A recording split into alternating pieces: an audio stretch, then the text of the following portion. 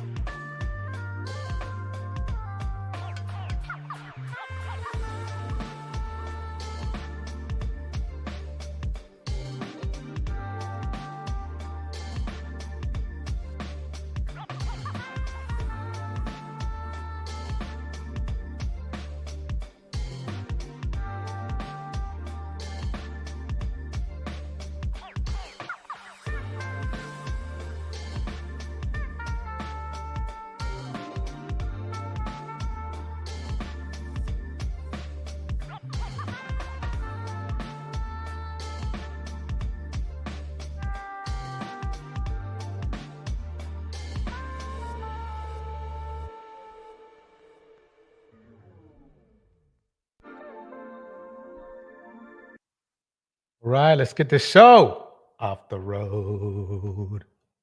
Let's get this rolling.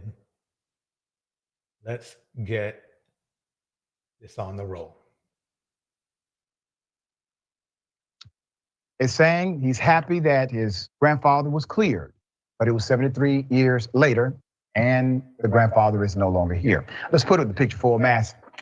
Once again, miscarriage of justice. Clarence Henderson, a black Georgia man, was wrongly convicted and sentenced to death 3 times for a murder he never committed. While Henderson died approximately 40 years ago and ultimately spent 5 years behind bars, his record was not clean. It finally was wiped clean 73 years later. Let's put Okay, so we have an innocent black man who was convicted 73 years ago for a murder he did not commit. It was confirmed that he was not the murderer. But you know something? I haven't seen any men in red pill defending this man who died at all or anything like this. What I've found is that red pill individuals have a hard time defending themselves. They tend to want to just blame black women over and over and over and over again, not realizing that what they're doing is taking discrimination and other issues out on black women instead of trying to help resolve these issues here. So basically, your red pill black men have given up on human rights for themselves. And instead, they have become a weapon against human rights, against The only women who have shown any consistency in protecting them. Guess who? Black women. Let me keep this going. Up the great grandson. That is Clarence Henderson's great grandson, Brandon Henderson. He told Fox 5 ATL this week, "I wish it would have happened sooner." Brandon grew up hearing stories of his great grandfather, and as he got older, began advocating for the DA to have the record wiped clean. Clarence's life took a turn for the worse on October 31st, 1948, in a place called Carroll County, Georgia. So Obsidian, where were you? Well, you already said you're in here for the money. So my apologies for trying to bring up what are you doing for the community, because you made it clear you are not doing a doggone thing. Let me keep it going. According to court records, a white couple, Carl Buddy Stevens and Nan Turner, were on a date that evening. While out, a masked man abducted them both and attempted to rape Turner. Stevens fought the man off so Turner could escape, but Stevens was shot amid the fray. Turner reportedly told police the man sounded like he was black, and I quote, "Without any detailed description, police started searching for black men they believed to be Stevens' killer." All right. A year and a half later, the police search found its way to Clarence Henderson in the city of Atlanta. You're in 1949. Clarence was already known to the police, according to Atlanta Journal-Constitution reporter Chris Joyner, who has written a book on the case. This book helped bring light to what happened. Police tried to pin the shooting on Clarence Henderson by claiming a .38 revolver found in a pawn shop belonged to him. Although the bullet used from a 9mm automatic gun, police claimed Henderson filed down the bullet so it would fit into the .38 revolver found at the pawn shop. Henderson was arrested in December 1949. Police found a rusty file in his home. Basically, long story short, he didn't do it. But you know something? This is the aspect of the red pill system that kind of disgusts me. You have no smoke for those who are causing you grief, including each other. Okay. But you have all the smoke for black women who have defended you over and over again, to the point where there are a whole bunch of mammies online because they find it beneficial, as well as Obsidian stated, to defend and deface black women. So let me keep this going here. Let me keep this going. Before I get into um, Pearly things, let's go over a couple things that lead us up to that point. Let's work into this now. Okay, let me go up here. First of all, I need to kick out this real quick because this will be coming up a lot. I Googled the dictionary definition of a feminist just to make sure I was talking about the right thing. And do you know, sir, what the dictionary definition of a feminist is? I didn't either. Listen to this. Webster's defines a feminist as a human being, not a woman, a human being that believes in equal rights for women. I was shocked that that's what that meant. Because by that definition, I would consider myself a feminist. And I didn't even know that at the time. Okay, so we're going to keep this going here. The issue is this. The issue is this. You are not thinking straight. All red pill men, you are not thinking straight. You are not working on yourselves, because if you were, you would not have time to complain. By default, by the fact you're in the red pill system and you support red pill, tells me you're weak. me a week. Because if you were about it, you would be about it. You would know that you can change your future and you would not have to worry about external forces, whether they are for or against you. They are why? Why worry about if you don't want to date women for any reason, why would you worry about them? Why? Why would you worry about them? Your focus is on your focus. Now, it seems to me that you don't have any problem with discrimination by other people. But if you feel like a black woman is disrespecting you, now you got a problem. So me and my team, we talked about it and we realized that you just want to punch down, as Jim would put it. You're so weak that you don't want to fight for your own rights against other people, but you will you will kick down a black woman because that's what you're doing. That's what you're doing. Even the thing about it is this. This is how weak you are. And I'm telling you this not to name, blame, or I, I need to tell it straight, just like a therapist would tell you straight. So if this is the case, why if anything, if there's anybody you need to be leaving alone right now, is black women. That would be your logical choice, is to leave black women alone. It just simply is. You go after your most dangerous threats. And ain't a black woman. They didn't do this. They didn't do all that crap. So instead of you joining forces with black women, you red pillars have decided to make them your scapegoat and your punching bag.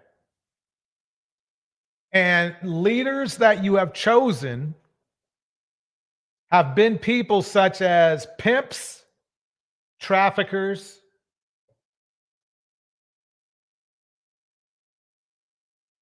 traffickers like this. You idolize traffickers. You idolize deadbeats. You idolize pimps. You idolize rappers. You idolize everyone. I can't think of one reputable. I really honestly can't think of one. You idolize men that are broke. Idolize men that are broke.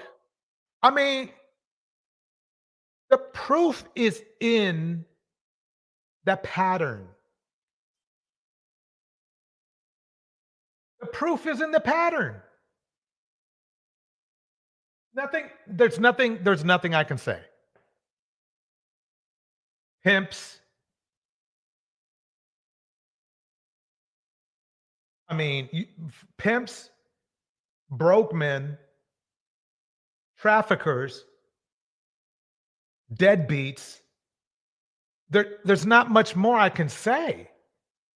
I mean, what can I say? I mean, come on. These are the men you chose.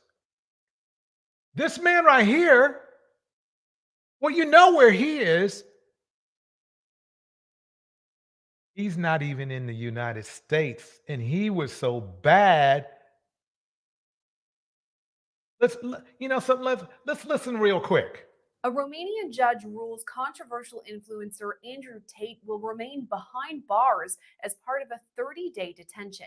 This comes after Tate appeared in court Tuesday morning to appeal the detention weeks after his arrest in a sex trafficking probe. Hey, you fellas, come on now. How in the hell do you rally behind a man who's in prison or jail? Let's call it jail because I know you guys like to name whatever. You're rallying behind a man who's in for sex trafficking. I mean, come on. I mean, that's crazy. I don't even know if I have to play more of that. Let's listen to the man himself, Let's listen to the man himself. Here. What am I going to do? Well, I'm going to be like, well, no, bounce, see ya, no. So men have been scared away from the idea of marriage, and that's a lot of that is the fault of this new bullshit law and this new feminism and this new crap. They don't give. Stop it right there. He suckered you guys so bad, you idiots. First of all, it's this. Feminism, if it's affected anyone, if it's been an advantage to any woman, the women who had the least effect from it was Black women. Let me play that. I need to play the clip again.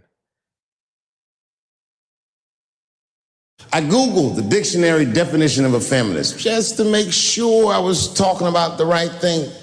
And do you know, sir, what the dictionary definition of a feminist is? I didn't either.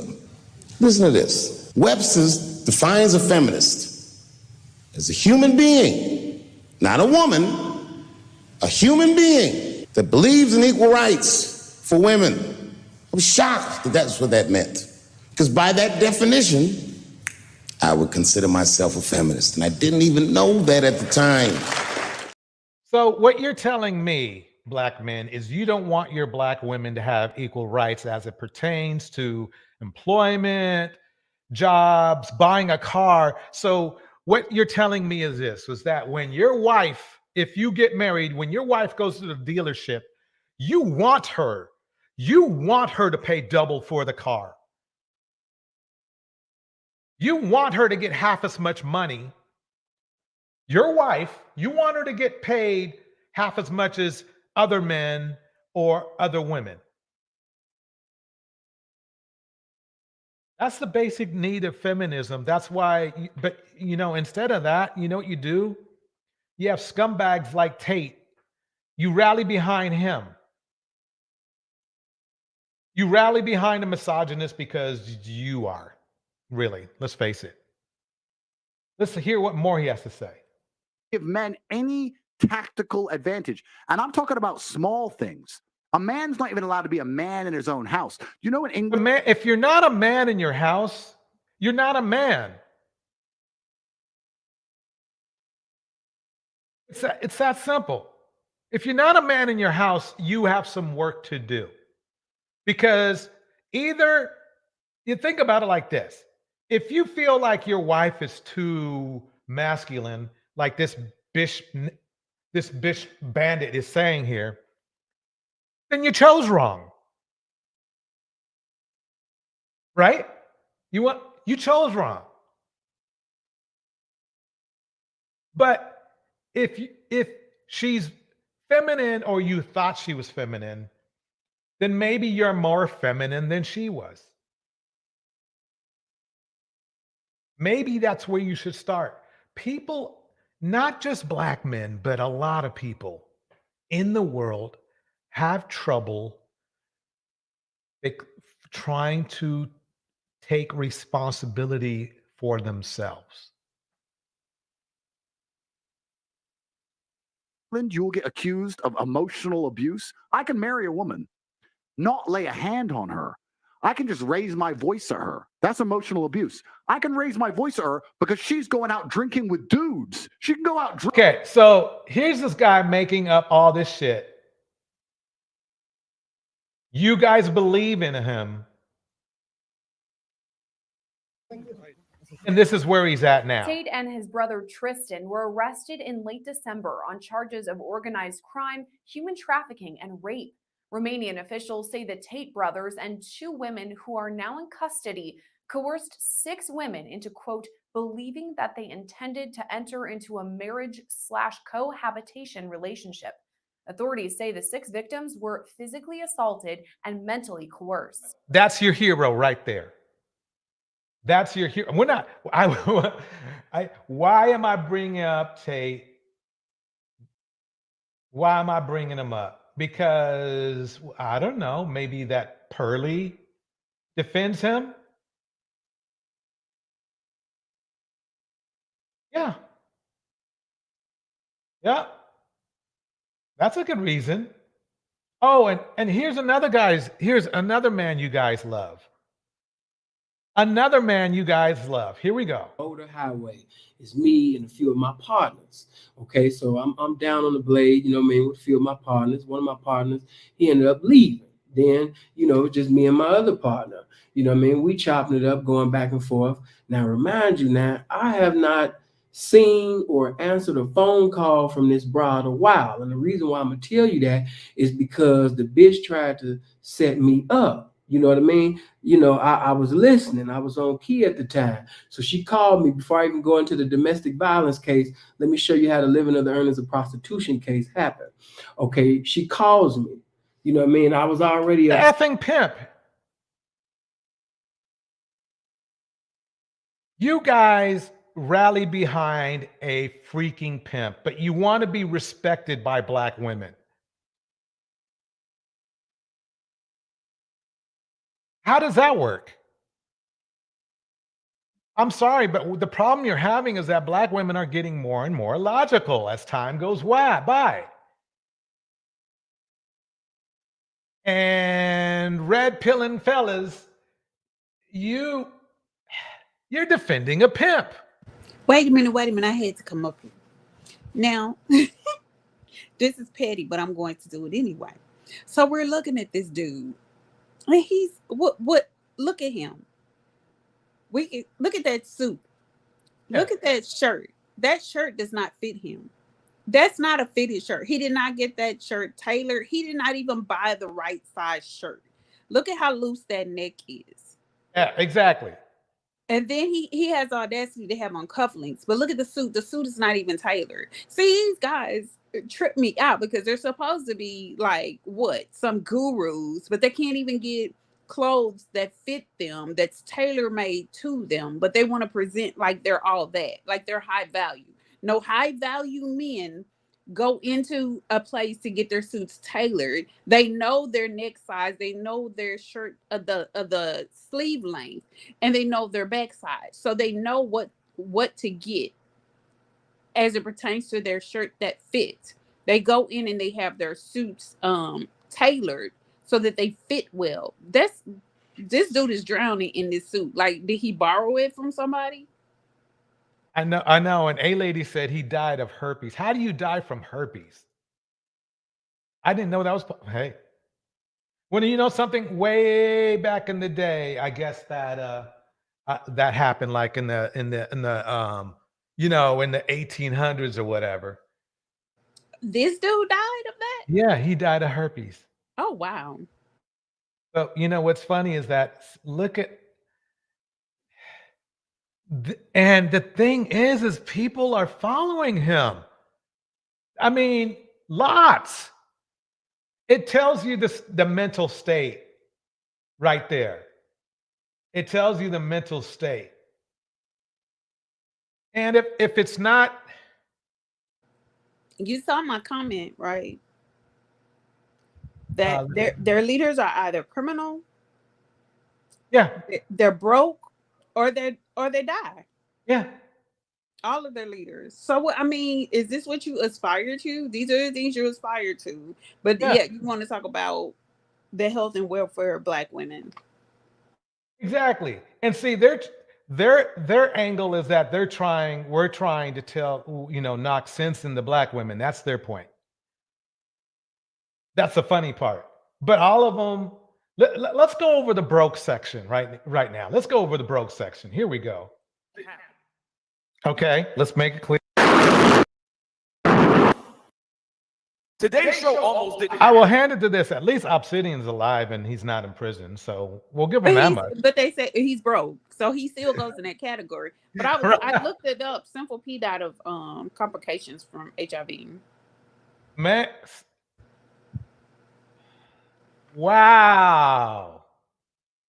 You know something? I mean, and the thing is this: don't you want to follow men who are living a lifestyle that will benefit at least you? So you don't want to live an unhealthy lifestyle. But all of their red pill heroes are dying in ways that no one wants to you don't want to pass away like any of these. It's not like it's weird. It's just weird. Yeah, and the crazy part is they either get really old dudes that have lived their life and don't have anything to offer, or they get the youngest dude that has an experienced life to follow. Right. But they want, a lot of them will come on and say they weren't raised by a single mother, but you want us to believe that, but these are the guys that you're choosing to follow. Men who are raised in two-parent households, especially healthy two-parent households, aspire to much more than what these guys have to offer. They're not even listening to these guys, and they think these guys are foolish. This is how I know a lot of these guys aren't raised in two-parent households, and if they were, it wasn't a healthy two-parent household. They didn't have parents that were attaining certain goals and reaching certain heights, or encouraging their children to do so. Exactly. Okay, let's make it clear that day's show almost didn't happen. Why?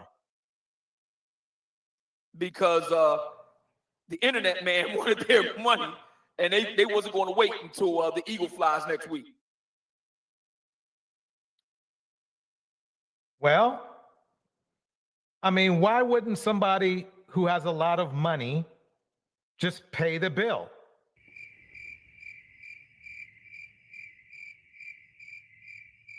Oh, I'm back on one here. Okay, great. So you do see what I posted on the screen there, right, DJ Torch?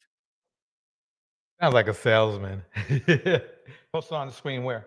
You do see what's on the screen right in front of you, right? What's under me? Thanks to the sponsor dinner. Yeah. Hang on. Sponsor. So everybody that contributes to my show, I shout them out. I recognize. Just remember, I asked him why he's broke. Every last person who contributes to my show, because they're the ones that make the show possible, and I make that clear on every live show that I do. So I wanted to give special recognition to Dennis Pearly. Now, to answer your question, if you have a lot of money, he saved your show, though. It seems like that wasn't just a gift. Let me. No, you led us to believe. Let me finish, please. Let me finish, please. Get some shout outs out of the way because this explanation goes on for a minute. Woo's in the house. Gemini is in the house. Henry is in the house. Jenny is in the house. A lady is in the house. Thank you, everyone, for showing up. Let's see. Let me make sure. Oh, William is in the house. Let's see who else we got here. Okay, and I'm not sure if Inwoke is in the house, but Inwoke, if you are in the house, welcome to the house. And if Tomas is in the house, here we go. So with regard to your question, well, if you have a lot of money, why didn't you pay the bill? I just answered your question in the clip that you played. They wasn't going to wait until I got my money, which he just said they weren't going to wait until I got my money. I think I need to explain finances over again because clearly I don't think everyone knows finance. If you're following this guy, you probably don't follow finance. If your money runs out before you pay all your bills, that technically means you're broke. I mean, you could say you're only broke when you have $200 in the bank or 100, but an internet bill is about 60 to 120, depending on what you got. If you're so broke that you can't pay your internet bill, which to Obsidian is his livelihood, you're broke. And it's not about really It's not, this isn't about Obsidian at all, really. The fact is that you're following somebody who didn't have money in his bank account, and you're following him as a leader and believing everything he says, and believing that women are the problem, even though this man has no money.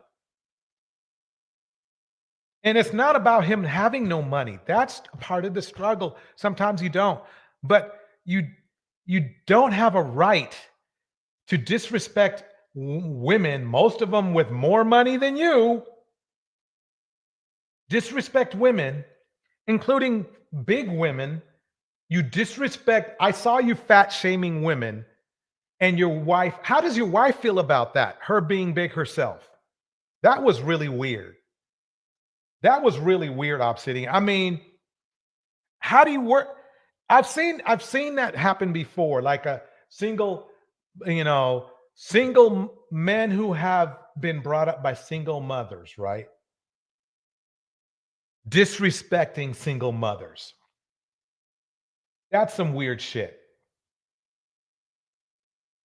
That's some weird shit. Men who have made it to manhood because of their mother turn around and disrespect them. That is exactly what Cynthia G was talking about. That is exactly what she was talking about. Why would you have a child that grows up to hate you? Let me say that again. Why would you have a child? Okay? Why would you have a child that later on would grow up to hate you? Or worse. It reminds me of how you see these stories where, a outdoors guy, finds a little cub, in the wilderness. The cub is by itself, mama's gone, whatever. Grows the cub up, cub ends up mauling him. So, in retrospect, if that person was still alive, would probably say, why did I do that? I bring this up because Obsidian, you tried to throw smoke at Cynthia G by purposely not understanding her theory. And it's funny, you're weak too. You and your boys are weak, and you want to know why? I have been roasting. I have been roasting Kevin, and at least you guys got mad because I have been roasting Kevin video after video. But when it came down to maximizing throwing smoke, you threw smoke at a woman. Hard smoke at a woman. You come over to my spot, you don't say shit. You have no smoke for me. Never did. Never did. Everything Cynthia G said about Kevin, I agree. 100%. Let me keep on playing this here. Which was last week. So you didn't have money. The topic I have for you is gaslighting, the narcissist's favorite tool. So I'm going to talk about what gaslighting is, why narcissists and other manipulators use it, what some common gaslighting phrases are, how this affects you as the target over time, and finally, I'll give you some tips to deal with gaslighting so you can save your sanity. I did have the money. I just didn't have it at that didn't time. have money. You I either did didn't have have it. I was money or you waiting on it. lied I to was your waiting on it. I was waiting on it to come, and it wasn't arrived yet. Don't. When you have money, you have money. When you have money, You have money. Unless that check was going to be like $3 million, you ain't got money. And by the way, I forgot about O'Shea, but I'll get around to his ugly ass later. This is a dude who flew to Uganda for hoes. And you're following him. You're following him. Let me get back to Kevin real quick. Excellent thought, Henry. Kevin bragged about paying for sex, paying for companionship. But somehow he's the man?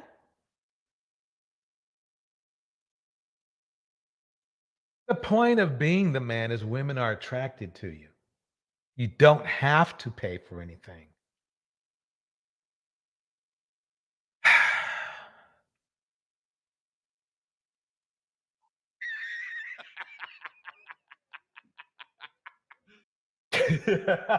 So in other words, he had nothing in savings and nothing he was able to pay with right at the moment. So he No, was no, broke. not at that moment because I take every dime He because was I a take broke every ass dime because I take every just like dime the men and that we reinvest talk it back in about. my He was- business. You don't take every dime and reinvest it back into your business. People don't do that. And I don't believe them, really. I just don't believe them. It's just bad business. It tells what you're exposing to us is that you're bad with business. So let's keep this going. You can't make this shit up, people. broke. I take every dime and reinvest it back in my business. Please stop interrupting her. Just let her speak. He was broke. He was That's broke. it. Broke. He lives I in know a you're dump, wondering. y'all. You're wondering He tells everybody he's a man of means. He has money. Dude, Obsidian doesn't have a pot to piss in. This nigga does not have two nickels to rub together. These are facts. And the reason I know this is because I met the man in person. He said he did. What did he say? He said, I didn't have the money at the time. I was waiting for the money to come in. Right. Anybody with money in the savings account doesn't have to wait for money to come in. They just pay their bill. Anybody with money in a checking account don't have to wait for money to come in. They just pay their bill. So in other words, you were broke until something came in. Got him. Now, gaslighting is a covert, aggressive way of distorting another person's perception of reality to the point that that person questions their sanity or their memory. It's that simple. It's that simple. Yeah, I was broke until I got paid, and I just kept. He said it. I was broke until I got paid. Finally, after all that gaslighting, he said it. So you guys are following not only a person who was broke, but who gaslights, which is a way of lying. Okay. That's who you're following. I mean, there's nothing you can do or say that's going to change that. And again, it has nothing to do with him. It has to do with you. You followed him. You're following him. Yeah, I was broke until I got paid, and I just kept right on getting up. And here's the question. And here's the question I have for you, DJ Torch. He lives in a dump, y'all. He tells everybody he's a man of means. He has money. Dude, Obsidian doesn't have a pot to piss in. This nigga does not have two nickels to rub together. These are facts. And the reason I know this is because I met the man in person. Facts. I've been to his crib. I know how he lives. Got him. Gaslighting is lying. Okay, that's enough for the Obsidian files. So this is the thing. It's not about Obsidian. It's not about Sinful. It's not about Kevin. It's not about Andrew. It's about you. It's about you following. This is for role models. You're telling me this is the best you can do.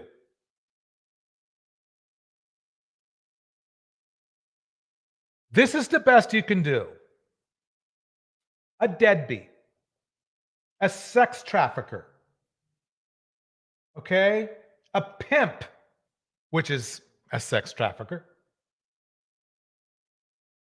and a broke man. And that's just the tip of the iceberg.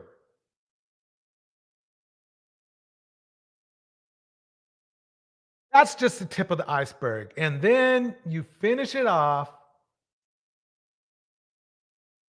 with a young lady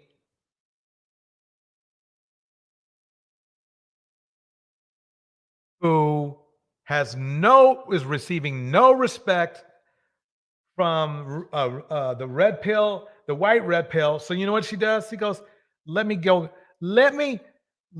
take advantage of these black fools.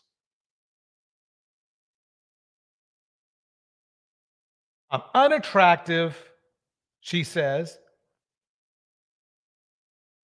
I'm unattractive. I'm undesired by both women and men of her own race. But I can buy the whole black manosphere for the low price of $5,000, if it was even that much. That in itself is a video by itself. But let's keep it going. I think she's a fraud is basically just the fact that why I think she's a fraud is basically just the fact that she acknowledges herself to be a 5 out of 10. And she understands that men obviously want the most attractive girls. But men are realistic with their standards, so you're going to see a lot of guys with unattractive girls. But if the attractive girls were an option for them, then they probably wouldn't be with the person they're currently with. Men date what they can. So the fact that she self-advocates herself as a 5, it means that she most likely only got into the red pill community to try and compensate for her lack of looks to attract a high-quality partner. She thinks that, oh, I'll be the cool girl and the guys are going to prefer me than some attractive radical feminist. And that goes for most girls in the red pill community. The majority of them are not attractive, and the only reason they join it is to increase their value to attract a higher quality man that they could not get before. So Pearly things pisses me off. I don't like her at all. But a lot of women steer away from talking about her looks because they want to focus on the academia. But the fact is that she's out there preaching something, and she's talking about these high value women, such and such, and she looks like a motherfucking NFL linebacker. Got him! Got him! I'm sorry. I'm not sorry, actually. She really does. She is fucking fugly. I don't care. Like, if I'm a 4 or a 5, then she's a fucking -7. I'm just saying, and it's facts. I don't give a fuck. Like, she's disgusting.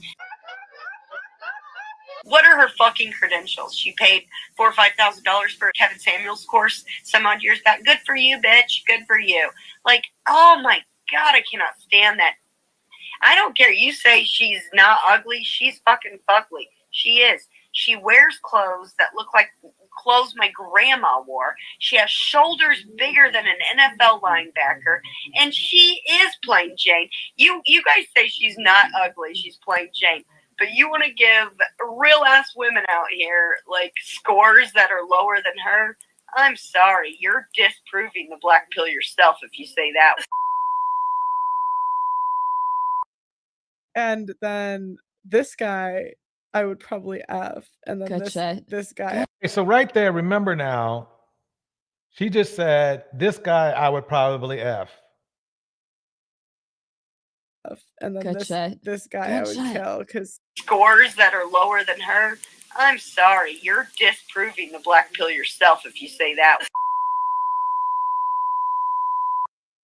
And then this guy I would probably F. And then this guy I would kill because That sound like a traditional woman to you?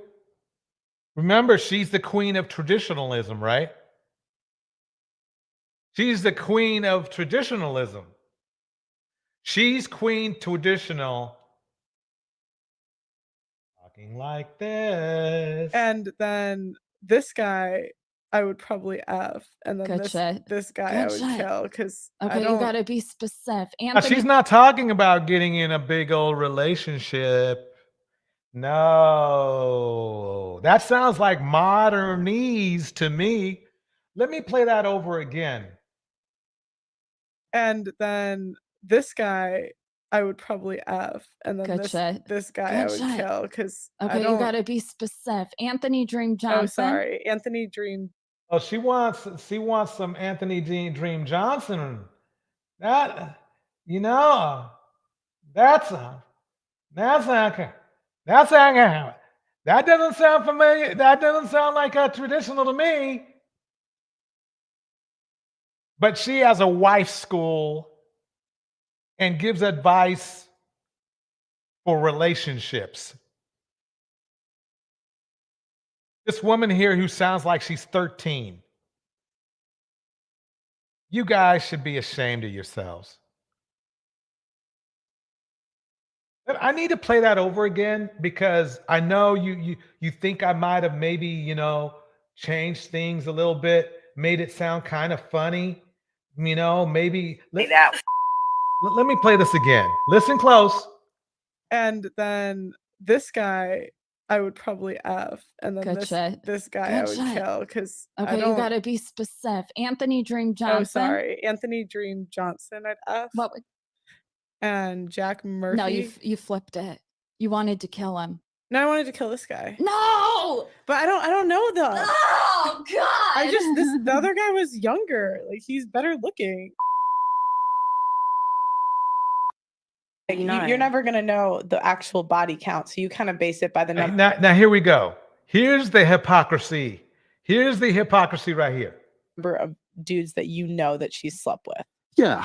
So if you find out about 3, then she's a hoe. That's how you conduct basically. yourself. Yeah. That's If I she's know smart, 2 or 3 guys in the room, if I know 2 or 3 guys in the general scene in London that you've been with, then it's Because it's too much of a small world, so you've been about. No, I'm about, but No, yeah. the girl. And then this guy I would probably F, and then Good shit. this guy Good I would shit. kill because I Okay, don't. you gotta be specific. Anthony Dream Johnson. Oh, sorry, Anthony Dream Johnson I'd F. What would And Jack Murphy. No, you flipped it.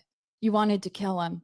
No, I wanted to kill this guy. No! But I don't know though. Oh god. The other guy. Oh my God. So she is willing to have sex with men she doesn't know. That is really, really, really rich. But she wants to call other women 304s. That's red pill hypocrisy once again. That is red pill hypocrisy. I got some shout outs to shout out. May the Alchemist is in the house. Monica is in the house. We have Esco in the house. What does Esco say? Mammy Torch crying about Pearl again. She lived rent free inside your head. I could tell just by your comment that you red pill. Esco 95, Esco 95, red pill. Bringing that red pill, red Rick. Bringing that red pill, red Rick. Yup. In that case, Esco, in that case, then, Black women are living rent-free inside of every Black MammieSphere man's head, too. Thank you for setting me up for the punch of the night. If what you say is true, and she is living rent-free inside my mind, and I will not argue that, then you have just proven to me that red pill, that Black women are living inside, rent-free inside every red pill blackmail in the MammieSphere. I will take that punch. I will take that punch because you proved my point. If you're gonna come here to roast, expect to get roasted. Andrew's in the house. Andrew, welcome. A lady's in the house. I mean, think about it. Think about it. So, load up, come back. I'm ready for you. I'm ready for the smoke. I'm ready for the roast. I'm ready for the smoke. I'm ready for the roast. Let me keep playing this. He was younger. Like, he's better looking. You're never going to know the actual body count. So you kind of base it by the number of dudes that you know that she... And then this guy, I would probably F. And then this guy I would kill because Okay, you gotta be specific. Anthony Dream Johnson. Oh, sorry. Anthony Dream Johnson, I'd F. What would... Anthony Dream Johnson, she would F. I think we know what effing is. I think we know what that means. But this time, this video, I am honestly I'm trying my hardest not to cuss because, you know, I want to get up in that algorithm. The algorithm. The algorithm. So let me play it one more time. Because remember, this is the queen of chastity right here. This is the queen of marriage and giving marriage advice. Giving marriage advice. This is the person who disrespects Black women, disrespects 304s. But let's see what her traditional mindset has to say. And then this guy, I would probably F. And then this guy I would kill because okay, you gotta be specific. Anthony Dream Johnson. Oh, sorry. Anthony Dream Johnson, I'd F. What would... And Jack Murphy. No, you flipped it. You wanted to kill him. No, I wanted to kill this guy. No! But I don't know though. No! She's got like a list of men she wants to have sex with. She didn't say this man is a potential marriage material. She didn't say this man was potential material, marriage material. She clearly said the word F, meaning something that means sex.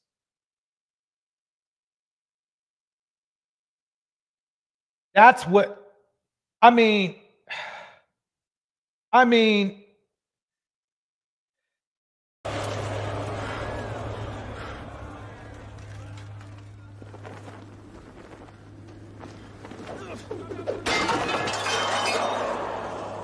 you not entertained? Are you not entertained? Is this not why you are here?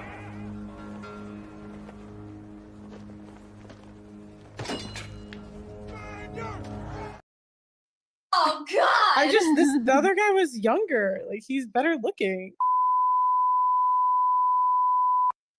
You're never gonna know the actual body part of the video is the hypocrisy. count. So you kind of base it by the number of dudes that you know that she's slept with. Yeah. So if you find out about 3, then she's a hoe. That's how you conduct yourself. Yeah. If I know. Remember now, she was expressing 304 type behavior in her other clip. But somehow,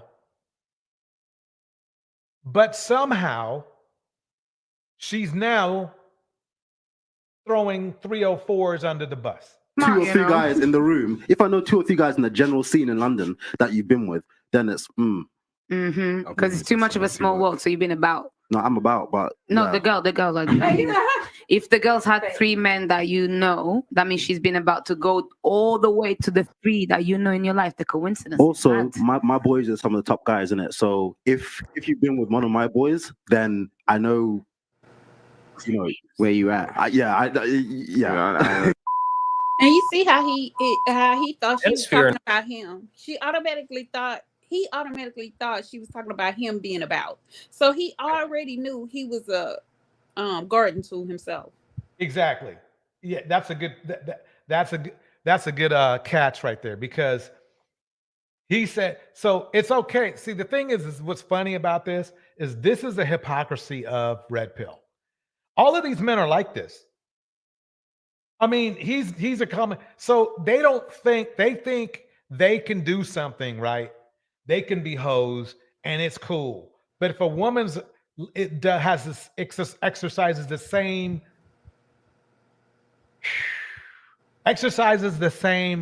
procedure. Anywhere near, like, even if she's not even exercising the same, bruv, like, my guys are top guys in there. So if she's been with them, dude, like, bruv, if she's been with them, bruv, then I know where she's been, bruv. So even if she just so happened to run across one of these guys, they're going to automatically assume that she's like them, isn't it? So, they're assuming that, even though this chick could just be caught unaware and be with this guy, be with one of the guys. So, and then they have this ideology that just because they speak to a woman and they give her their number, some kind of way, she's a 3 or 4, even if she hadn't slept with them, or even if she's not even going out on a date with them. It's just crazy how they rationalize things. Very true, very true. To the house, a lady. One point I would like to make real quick. Is this the same thing that they did to Ciara? Because Ciara got with a hoe, now they call her for the streets. Though she has $20 million, okay, and is now married to an extremely rich and successful football player. And let me add this. Did you notice how she was looking in her video when she let out the clip about the clip of the song? Like, she looked so relaxed, and she didn't have on a whole bunch of makeup. She didn't look like she was prim.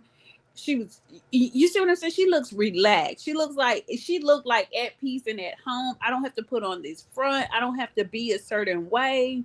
She's not trying to impress all these different people. She just looked relaxed and at home and in her element. Did she not in the studio?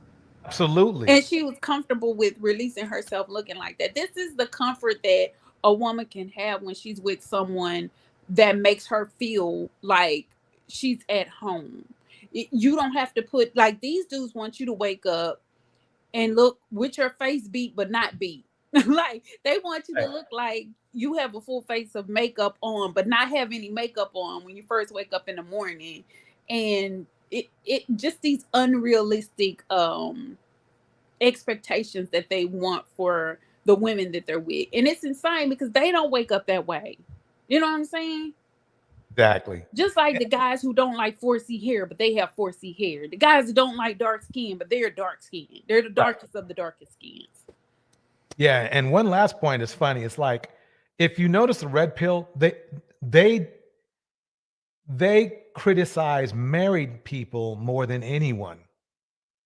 But I would like to bring to the stage a lady. Thank you for coming through. What are your thoughts? What are you thinking about? Hi. Oh, okay. So I'll try to be brief. Hi, everybody. Good to see everybody. Yeah, about the married thing. So this is the latest talking point that has started up, I say, in the past month. Let's denigrate Black men who are married, or I should probably say married men in the Matrix, not just married men who are with single mothers who have children. any married men now are being demonized because they have bought into the matrix. If you have married and you're in the U.S., then that means you can't go abroad and search for so-called love and happiness as a passport bro. So that's the DS, Dennis, who his latest talking point. So the thing I was saying earlier, and Gemini was right to call me out. She said, like, where are your receipts? So this is what I've been hearing also, another talking point that is being raised. And as soon as I can find the receipts, I will. I've already just incorporated it because I understand what they're doing. They're saying that women that have access to welfare benefits can get abortions, and so that's supposed to be something that Black men are against these days. And so who also is against abortions, right? So the radical right. So So wait, that is let me how. stop you, lady. Okay. I'm confused. Do welfare people get free abortion? I'm just confused. Are they getting free abortions? That is the talking point. I mean, they used to be able to get them, right? That is not even, to my understanding, something that's even available anymore. However, as long as they have access to free health care, they will have that opportunity to get access to abortions. I don't even think it's, since Roe versus Wade has been struck down, I don't even think that's a possibility anymore. But they're saying that that is something that can occur. So that is that Black women want free welfare so that they can get access to abortions. Okay, So, and then okay. and I want to add this in. Yep. Excuse me for interrupting you, but No, good. statistical data is less 37%. I believe it's 37% of the Black demographic is on welfare, and part of that 37% includes Black men. So I'm trying to figure out, where's this large demographic of women, Black women, coming from that they're thinking that is on welfare, because Well, that's not a large percentage. It's a high percentage in contrast to any other demographic, but it's still not a large portion of Black women, especially when you subtract the Black men that are on receiving those welfare benefits. Absolutely. And the welfare queen um, myth still exists, that started in the Reagan era. He started that. Even back then, white people were made up the majority of people who were on welfare.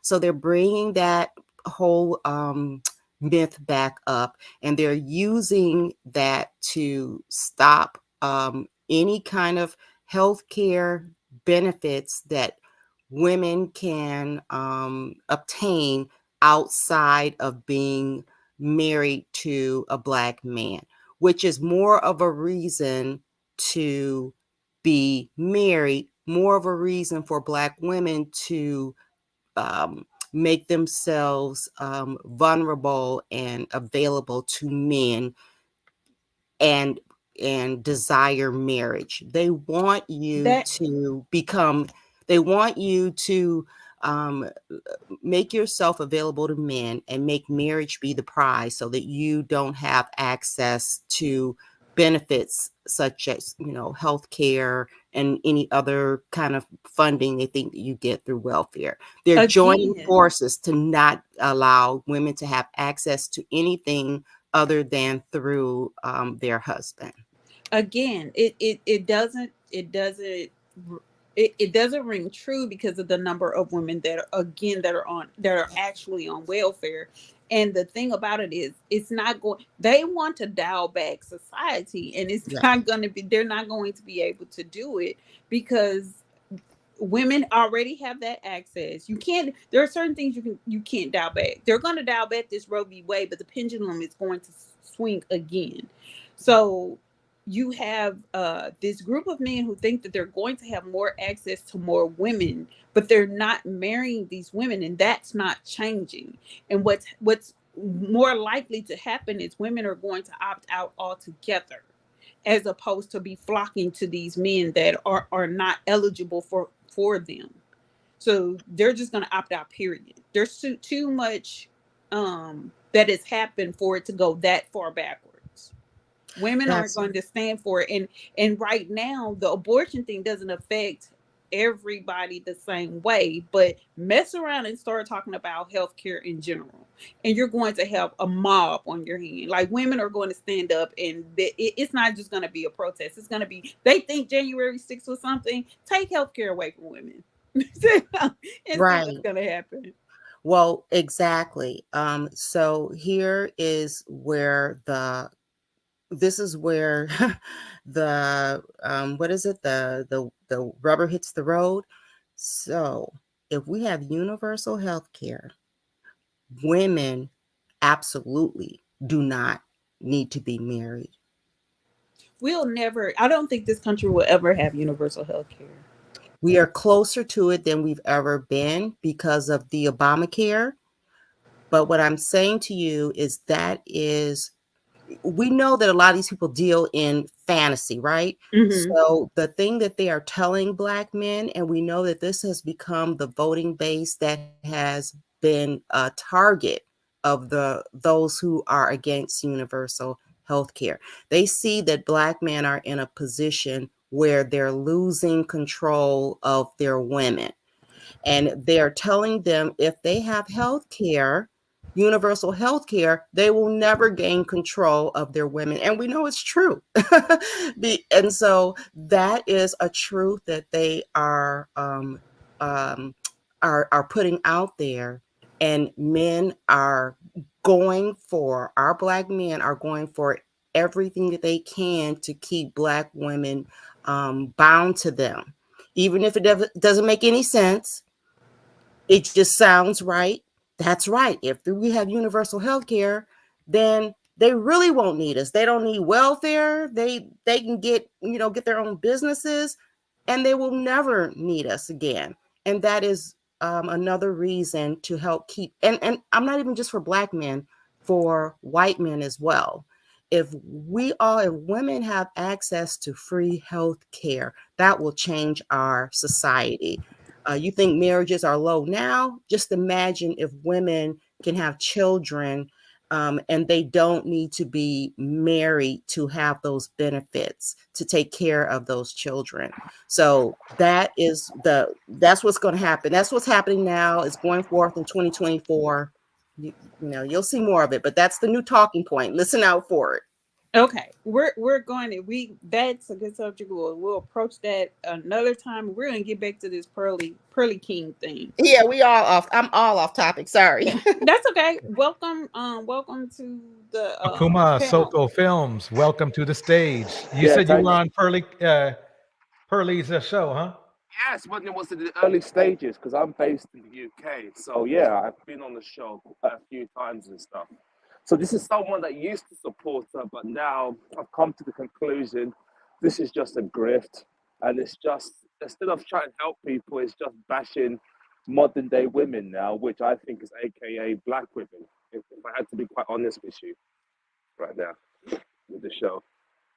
Absolutely, that's the conclusion I came to. Yeah, exactly. Akima, can you turn your mic up just a little bit? Is that better? Is that better now? Just a little bit more. How about now? Yeah, that's better. Okay, cool. Yeah, so yeah, that's where I'm coming from, because when I came on the show, I was coming from it from a Christian perspective to kind of give my views on relationships from a Christian perspective. And it was more genuine, it was more back and forth. But the longer I got onto it, the more I realized, hang on a minute, all I see is that you're bringing these vulnerable women to come. And some of them, don't get me wrong, have a lot to be desired. But are you just getting a clip so you can embarrass them in front of millions upon your followers? What good is that going to do? And what image does this do for us? And that's what kind of for me, I've done a 180 on her, if I had to be perfectly honest with you. Fully understand. Yeah, because it was just because I'm thinking to myself, considering the background that she's from, the way I can remember there was a show. Remember the show that she had to send two girls away? She basically, there was a little row on that show. This was about a month ago or so. Then there was this single mum that obviously was from an abusive relationship. But all Pearly could say, but you picked him. You take responsibility. And I'm like, this is coming from a girl that's not been married, that hasn't had a relationships, who doesn't know the dynamics of a abusive relationship, and yet you're giving this authoritative either conclusion, or you picked him, it's your responsibility, you take accountability. I'm thinking, what? And what gets me, I think, what for me, I saw the grift was the lack of accountability for men. If you in the red pill, if you say that men are the leaders, if the company if the business if a CEO of a company, his business doesn't go well, who takes responsibility? It's the CEO. So if us men are meant to be the leaders of our households and it doesn't go well, who's responsible for that? It's us men. But I don't see that. All I hear is women, women's fault, and it just became a parody, so to speak. Right. Sorry if I've taken too much of my time, but No, it comes no, you're fine. yeah. So that's where I've just said, you know what, I'm glad that she, something has to be exposed by it now, because this is not doing anyone any good. I'm thinking to myself, you're supposed to be this alpha child man, and you're allowing a girl to defend you because she tells you what you want to hear, or it's all women's fault, or it's all women's fault. So are we not the leaders then? It's not down to us. Have we created the environment for? Again, don't get me wrong. I do believe in, like I said, if the man's meant to lead, surely the man has to create the environment for the woman to submit more naturally. And when we say, oh, these modern women are this or more women on that, it's more nuanced than that. Most of these women have gone through traumas that you can only think of. You can understand why they act the same they do, because it could be a defense mechanism. But as we are the men, are the leaders, we are supposed to be the instigators to create that change. But I don't see that. If we're all just going to be, or we're going to come to these spaces just bashing women all the time, what good's that going to do? Sorry, that's what gets so angry about this sometimes. Oh, Because no. We yeah, appreciate your passion. yeah, I think one of the things I exposed, I don't know if you saw the debate she had with Hafiz and how Hafiz was taken down. And I was thinking, oh my goodness, Hafiz absolutely roasted her. But all these red pill people did not even take the arguments Hafiz was talking about. All they could say is that, oh, Hafiz got his ass taken down. And I'm like, going, what the? Did you watch the debate? But anyway, I'll let you guys carry on. Sorry. Thank you. And don't be sorry. We appreciate your your conversation. Mm, mm. Yeah, because I sometimes think to myself, did I contribute to it? Because when the show wasn't that popular, I did go a few times, and I quite liked it. She's actually quite personable when you meet her in person. I just don't think the clips that go viral, that sends a negative image of certain people, and you're doing it on purpose. You deliberately ask questions in a way to provoke a reaction, so you can get your viral clip and get all these red pill beta males. I call them the panda bears. That's what I call them. Yes. And just to, I mean, what kind of alpha male pays a girl super chats to roast another woman? What stupid alpha male is that? What kind Right. of alpha male move is that? Talk to them, Right. in person. Yeah, Let me sorry. ask you a question. Yeah, sure. From the chat, I have a question for him. What does he think will cause others to do a 180 like you did? I just think it's when she's pressed on issues. Like, for example, if like I said, watch the Hafiz the two debates. When she gets asked and pressed on to ask to give a straight answer, she can't do it. She's stunned. Without, I call her just copy and paste things, because she hasn't got an original thought. That's our new name for her now. Just copy and paste things. And I think once she gets pressed on it, when she realizes that, okay, if I haven't got my talking points on paper, I'm stuck. That's what changed my mind on it. Well, they're all stuck, and this is my running joke, and I coined this. They have a 2-page pamphlet with a glossary on the back, and so if the glossary doesn't address your issue, they will respond in a way that's not even relative to what you ask, and you're left saying, "Wait, what are you talking about?" It's because they're going off this pamphlet. with Yeah. glossary on the back. They don't have the range to have the conversation with you on specific topics. And Yeah, they exactly. can't think outside of those things. It's like they're Exactly. sharing the same Exactly. brain. Like, Exactly. So if I'm thinking to myself, okay, you're thinking, okay, the main society. If I joined the conversation thinking, okay, let's try and get the situation where we get both male and females get married because we're better together than we are apart. But if we're just bashing one other sex or the other and just emphasizing the faults of one sex or the other, where's that going to get us? You know. At the end right. of the day, if we're the men and the red pill face always emphasize men lead, we set the trend. We don't shun on responsibility. If it's a situation that our women are not acting right, we've got to ask ourselves, what are we doing? Are we creating the environments for women to act right? Are we creating the safe environments for women to submit to the men? Most Right. of the time, if you look at it, it's most of the time that we as men haven't created that environment. No wonder no right woman will want to submit to that. How can I submit to you if I can't even understand, if you can't even take care of your own household, let alone take care of me? You can't even handle your own finances. And some of them, yeah, sorry. No, but that's the point, and that's the point that we make all of the time is you haven't created the environment where a woman will want to submit. But what Exactly. they feel entitled to women that they shouldn't they have no proximity to. They think that every woman, every 10 should submit to them, or every woman that's walking down the street should just be kind to them and submit to them. And they absolutely negate the fact that it's dangerous for any woman to just be smiling and cooing in a guy's face. That's just insane. Absolutely, and I think the problem is that when you don't see things from the other person's perspective, because originally what attracted me to watch Paul was, okay, she's kind of seeing a girl seeing things from a male perspective.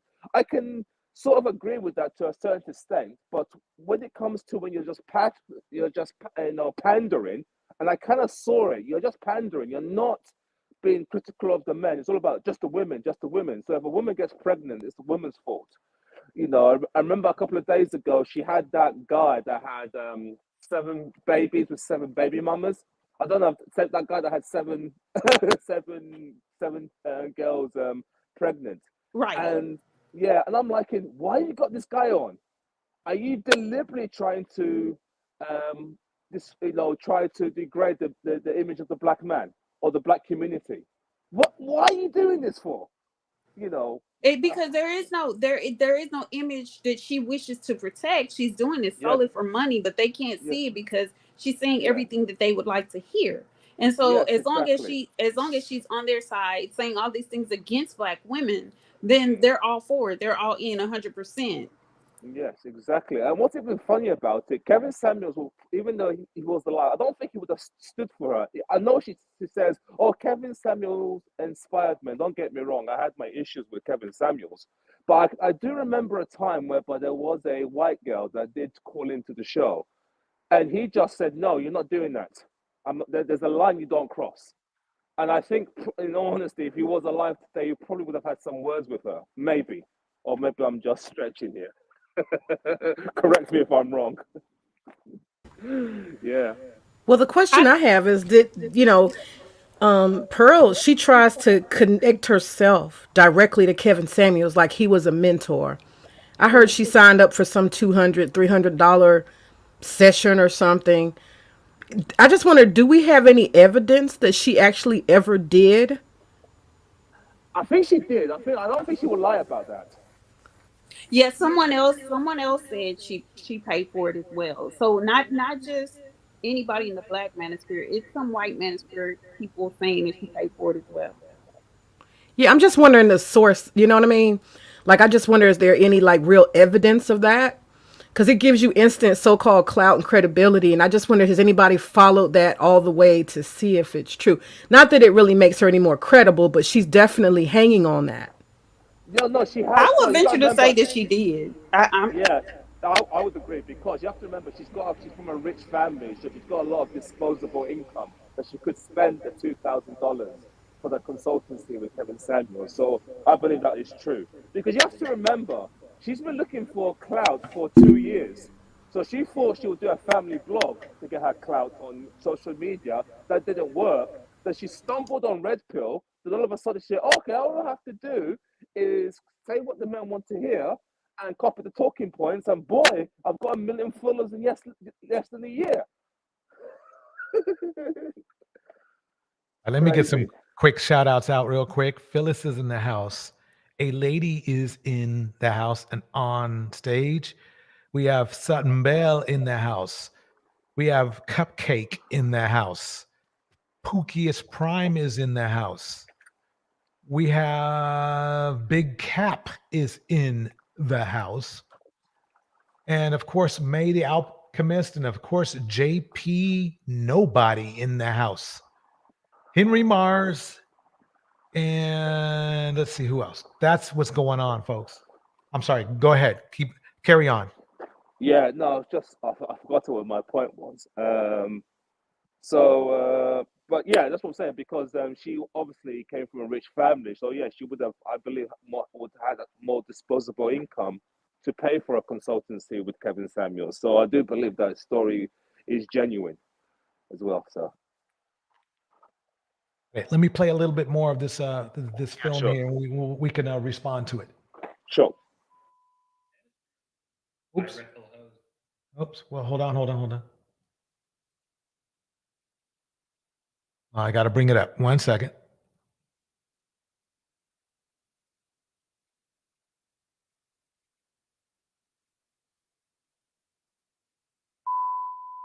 Manosphere, and it's been invaded by red pill hoes as it's collided with mainstream. These women see all these betas, naive, gullible. They want to be pandered to in a way like a politician would pander to a voting demographic. It's a money grab on the part of a lot of these women. Even men in the manosphere who are truly trying to become more masculine, to stop being a bitch. Hot girl says something, sometimes like not even like super hot, just like cute. Smash that like button, it's like. Just Pearly thinks is a friendly 5 on a good day. But these dudes simp for her to an astounding degree. And it's like they're just saying what they're pushing, whatever pain buttons or whatever emotional buttons in these guys or whatever even ideological buttons they want to hear. These hoes ain't loyal. She tells these guys what they want to hear and they fucking eat it up. It's pathetic and it's sick and it needs to stop. Can you imagine our grandfathers in this situation? No, the lead attorney I would marry. Okay. He's so cute, actually. Yeah. And then Anthony Dream Johnson. All right. What are your guys' thoughts on that? So Anthony Dream Johnson is the one that was calling her a 304, right? Yeah, exactly. That's kind of ironic, isn't it? Yeah, and he called her a friendly 5. Yep. Even On a her good so-called mentor, Rolo Tomasi, thinks she's a hack. So it's kind of like counterintuitive. All the people that you looked up to can see through you. So it's interesting. Oh, wow. I saw this episode, and he said all she's doing is cutting and pasting and saying the same things everybody else does. And I'm thinking, so do you. You're all saying the same thing over and over again. Yeah. That's why I call her just copy and paste things. That should be her new name.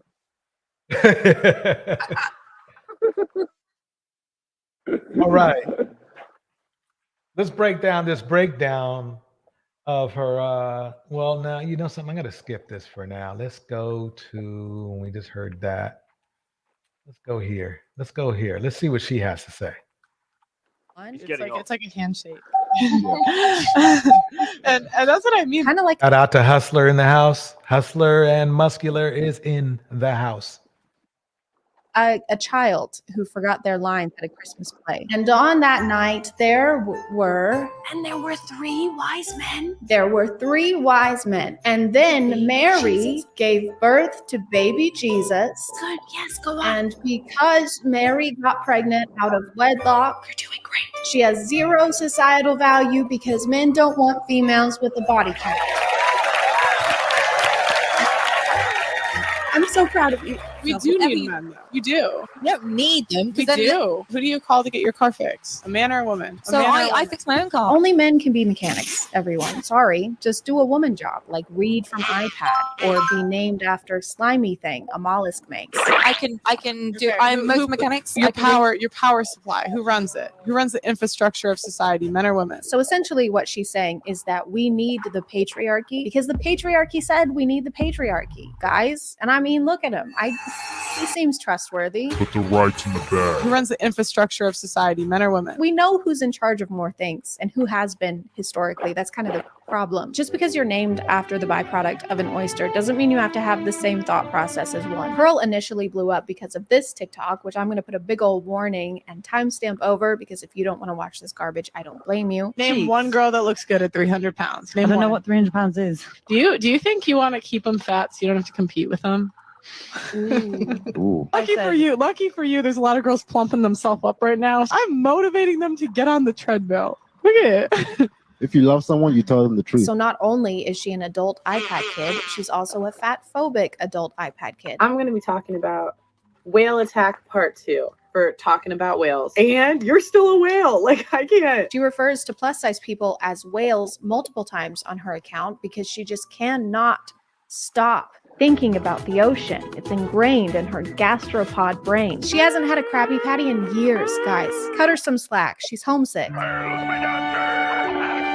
I said, name one girl that looks good at 300 pounds. She uploaded a 10-minute response to everyone being reasonably upset with her. And does anyone want to guess what her defense of this clip was? You're not going to get it. It's totally original for an Alpha podcast. We've never heard anyone say this before. On TikTok, a clip was taken of me. It was a bit out of context. You know, sometimes maybe I make fun of them a little too hard. Oh, it's out of context. Okay, I was about to be upset and act like words have meaning or something. Hey, Alice, can I ask you something? Hey, you are so stupid and ugly. What the hell? That was literally out of context. Calm down. Okay, never mind. I think you're a stinky piece of garbage and I hope Josh leaves you at the altar. Is this still out of context? Or? Obviously, yes. What were you gonna ask me? Do you want to be my maid of honor? Oh my god. Yes, I would love to. This is so great. She's also drinking about 14 drinks during this video and keeps pausing to take sips. I guess she's dehydrated from being so salty all the time. I don't really mind being made fun of. I feel like it's part of the game. I feel like okay.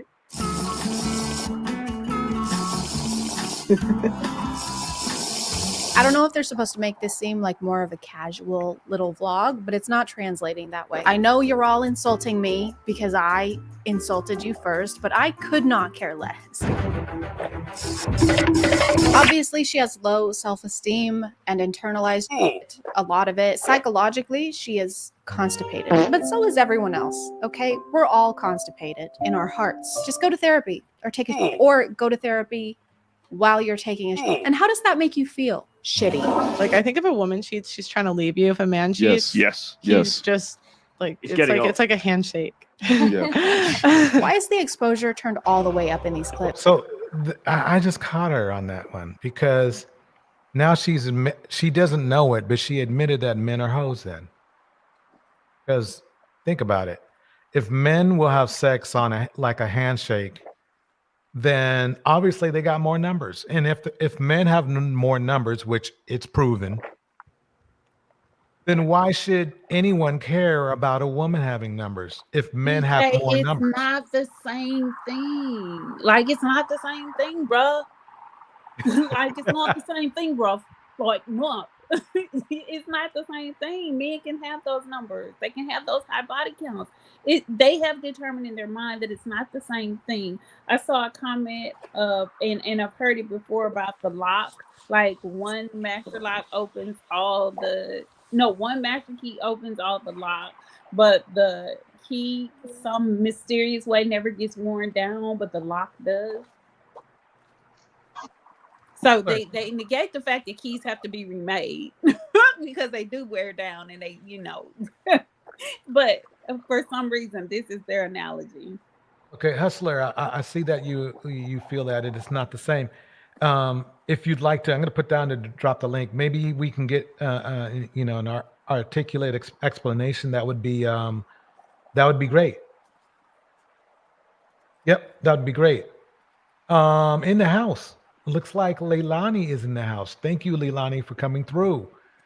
Who else is in the house? I think I got everybody else. Boomer's here.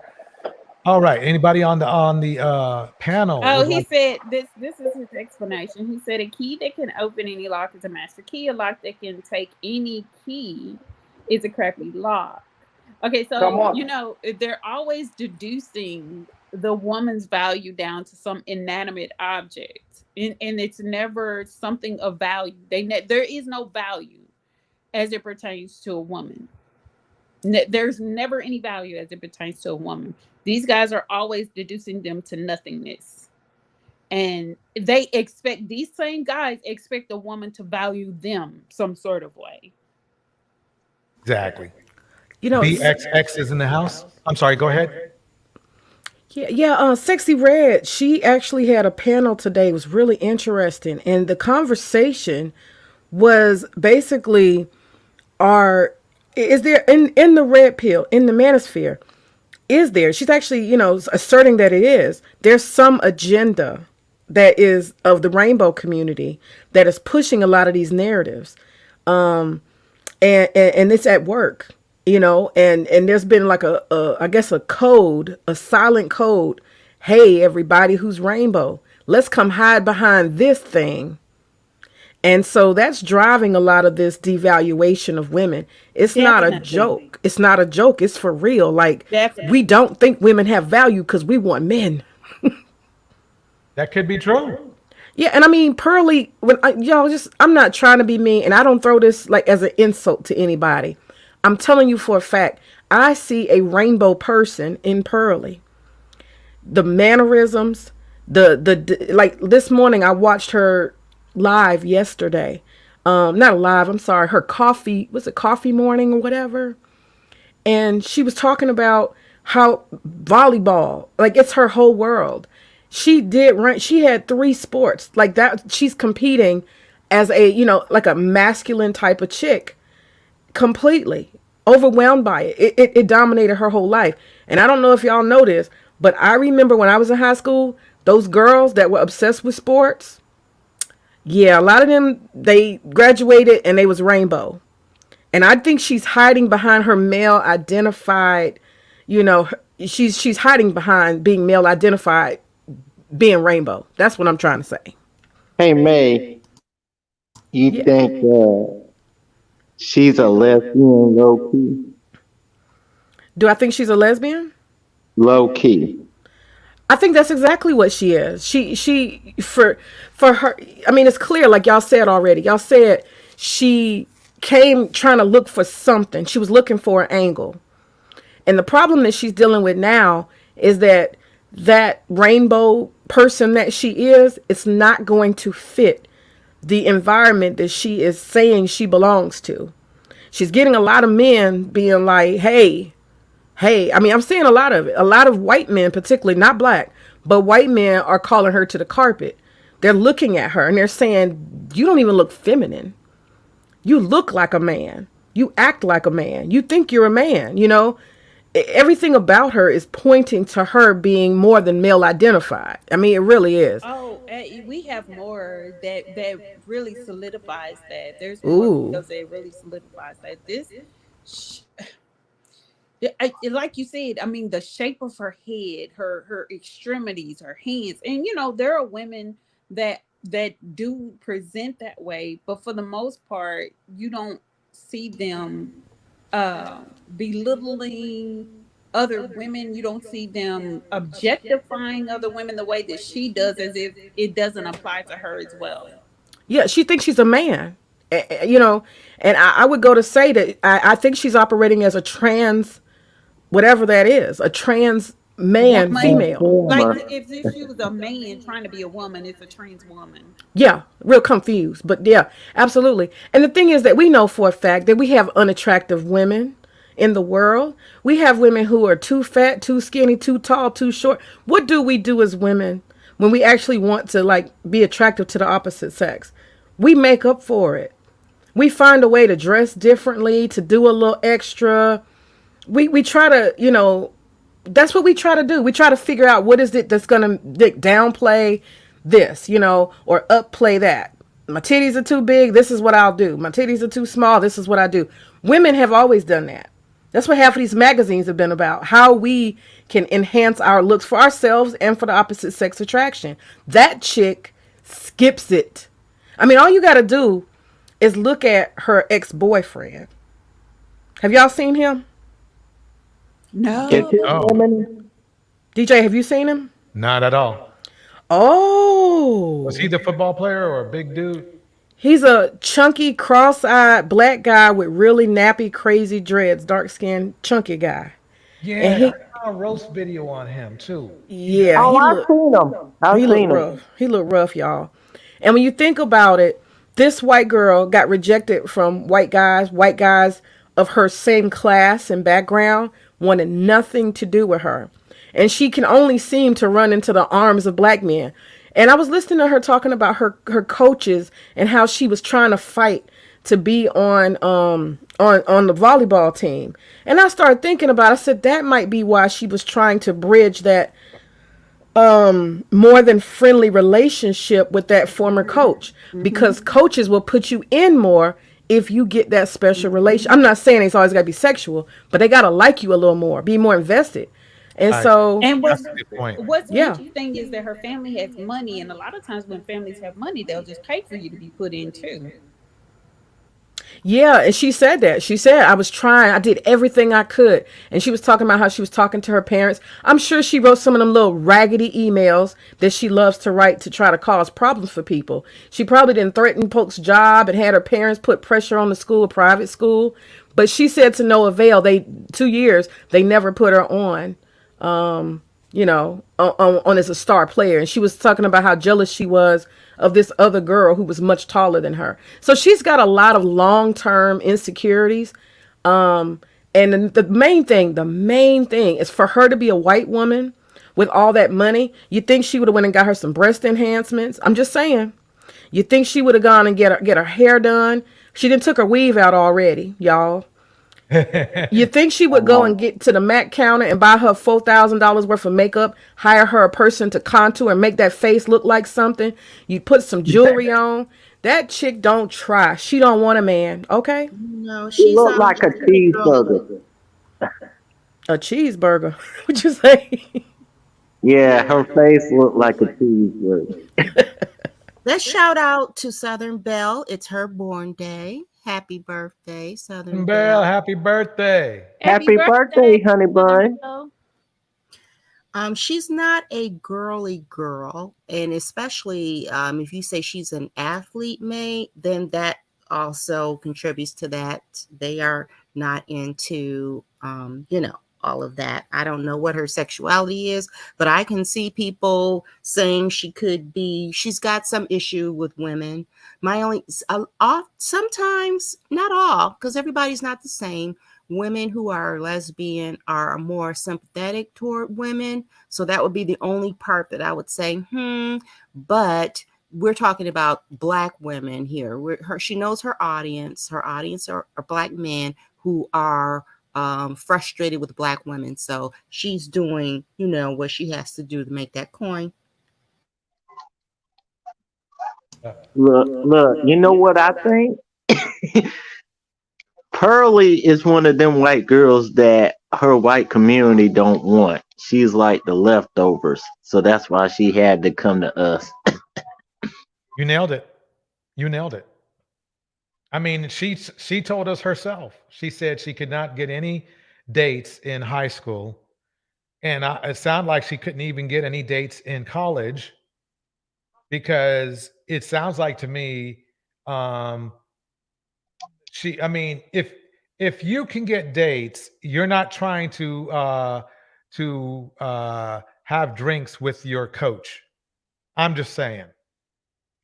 So let me play the rest of this and let's see what we can find it here. We need to get their editor over to the House of Dragons team. We can't see. We must insist you turn the brightness up. You can absolutely sleep with a woman who you may find very attractive and very sexy and everything else, but your heart is still completely with another woman. I'll explain to you like this. Hey, I wonder if this guy has ever cheated on a partner before. Do you think he's cheated on a partner before? Because I don't think he has. Your Honor, really, when you think about it, as a man, I am biologically prone to setting that building on fire. Now, if I were a woman, then this would be arson, yes. But when I do it, it's just like lighting birthday candles. I think women are just more emotional. True, yes. we Like, are. like you know, women are more likely to wage war. That was absolutely false. That was absolutely false. That's what I can't stand about her. I really can't stand when somebody blatantly lies. There's no data whatsoever that will tell you that a woman will wage war. In fact, there's more evidence that women will not wage war. Most 95% of the wars have been started by men. If not 100, I'm just being, I'm saying 95 because I think it's 100. Data. There's no quantifiable data to even make this assertion for women because there just hasn't been enough women in charge to be able to do so. So there's no quantifiable data for her to just be making up some asinine statistic to prove her point. But you know, the thing that's so sad about Pearl is gonna age her sorry ass, which I'm glad, and she's gonna get played out before it's all said and done in the worst way. But in the meantime, she doesn't even care that she's having a negative impact on young girls, other women, minority women. She doesn't take any responsibility. Mostly all you'll see her do when she's talking from a personal stance is she brags about how smart she is and how she has such work ethic and that she's not here to teach or help anybody. She's just here to offer a stage for entertainment and so-called education. She has no accountability, no moral standing at all. And so that's what's really interesting about her. She's totally disconnected herself from any responsibility. True. I mean, to me, she behaves like she's, I don't know, 12 or 13. She just does. I've seen, I just remember my time when I was living in Lafayette, and they act, a 13-year-old girl would act just like her.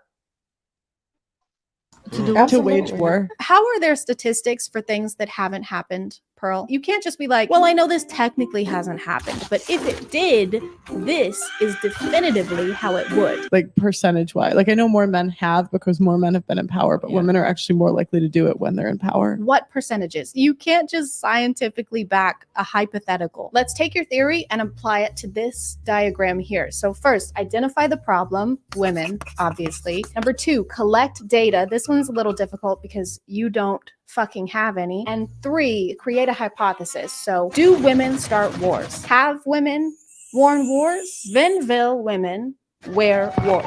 Like, I feel like a lot of problems would be solved if we got rid of birth control and social media. What do you think is the biggest challenge for women when it comes to social media and what they see on a daily basis? I think it inflates like women's ego. So like I think a lot of times we think we're hotter than we are. I don't know. She thinks like a dude, basically. They I don't think she thinks Wi-Fi like a dude. I think she's pandering. And so she's answering questions just to fill her audience base. And like May said, it's going to flip back on her eventually. But it's just a grift for now. Hey, Gemini, that's the same thing all these mammies be doing. One of these days, the economy gonna crash, and then all they did was for nothing. So I don't know. I would like to shout out all the red pill men. At least I would like to say this for Cupcake. Cupcake, you are a brave man. Unfortunately, your fellow red pill men, they're not as brave. At least you will come up to the stage. They won't even try. And I don't blame them because we have some of the smartest people here and they can't handle that. But so I'm shouting out Cupcake, actually. I'm shouting you out for at least when you do come to the stage, you come to the stage. At least you do that much. Everyone else, except for no, Woody comes up every once in a while too. DJ Torch. Oh, there he there's Scott. Scott, yes, you do. You do. You guys are brave men. Believe it or not, the rest of your brethren in the red pill system, that you've been up here, so it's not like we don't get toxic up here. So I just wanted to gloat. I'm gloating. I'm being mean. I shouldn't do that. DJ Torch. Can you hear me? Sure can. Yeah. Since you brought up Cupcake, I had the pleasant surprise today of catching Cupcake sober. We had the most yes, we had Tell me you made that up. I swear to God, we had the most delightful conversation. The man can actually express himself and make some common, like some decent, red pill statements without sounding like a lunatic like he does on this show all the time. It was really a sober Cupcake is a different cupcake, y'all. May, come on now. You know you're making that up. No.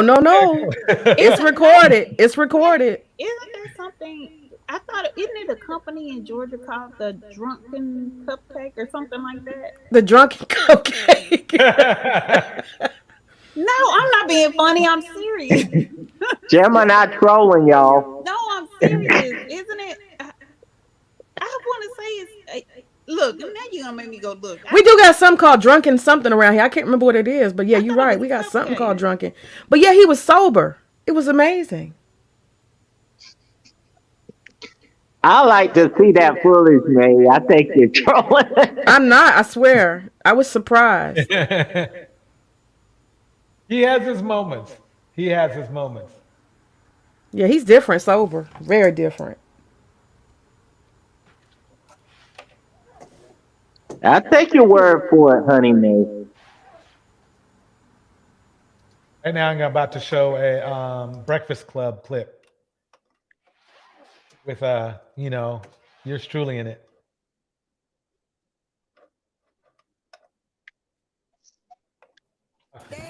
Let me pause this for 1 second. Scott asked a question: Is everything in the red pill community? Is everything the red pill community says wrong?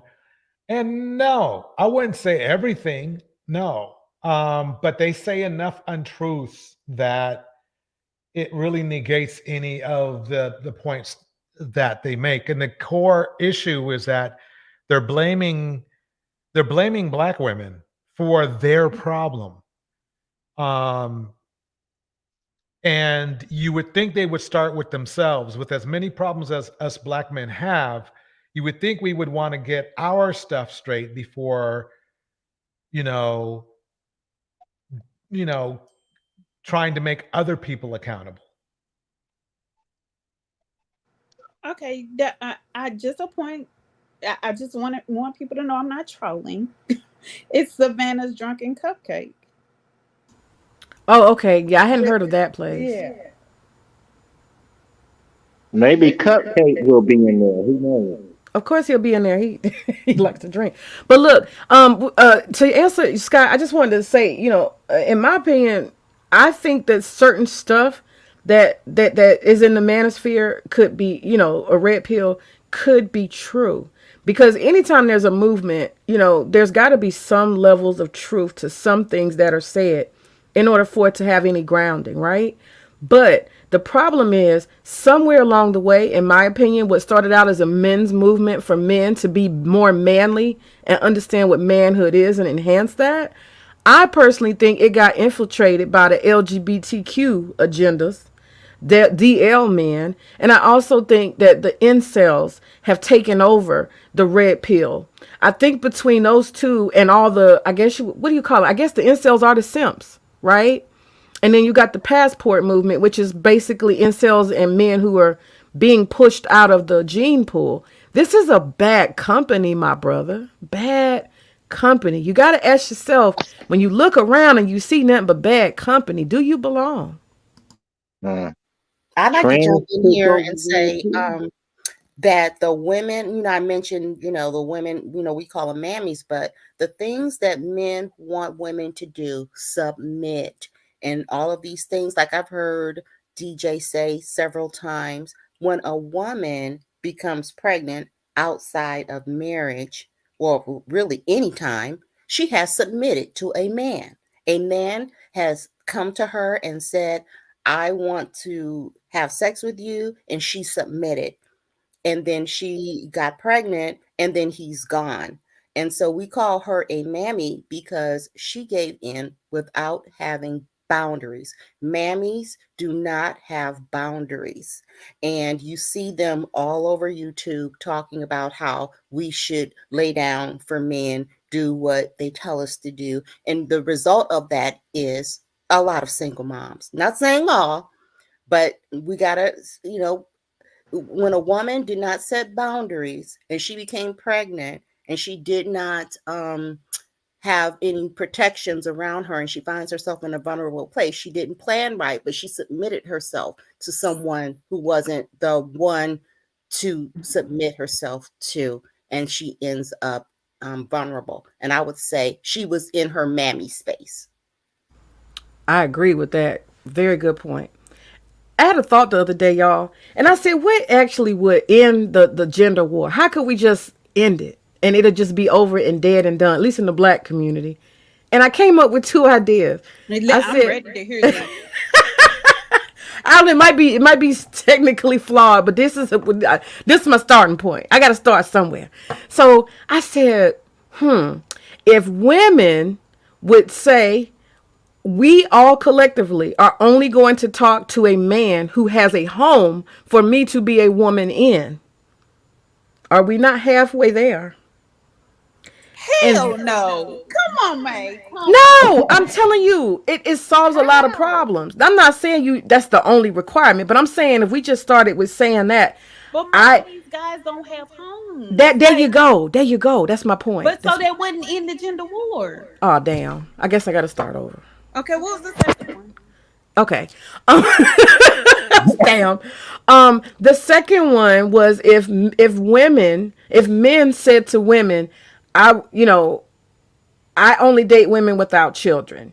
And I only say that not because it benefits men, but I think that children are more protected when they're away from men who are not their fathers. When their mother fully concentrates on raising the child, even if it's an absent father, and just giving the children all of her energy. And I think too often, I know as a teacher I saw it, that mothers fill that hole that they had with the baby daddy with a man, and then they totally unfocus on the children. I mean, I think a lot of people are like that. Once the relationship don't work out, they're just less invested in the children's well-being.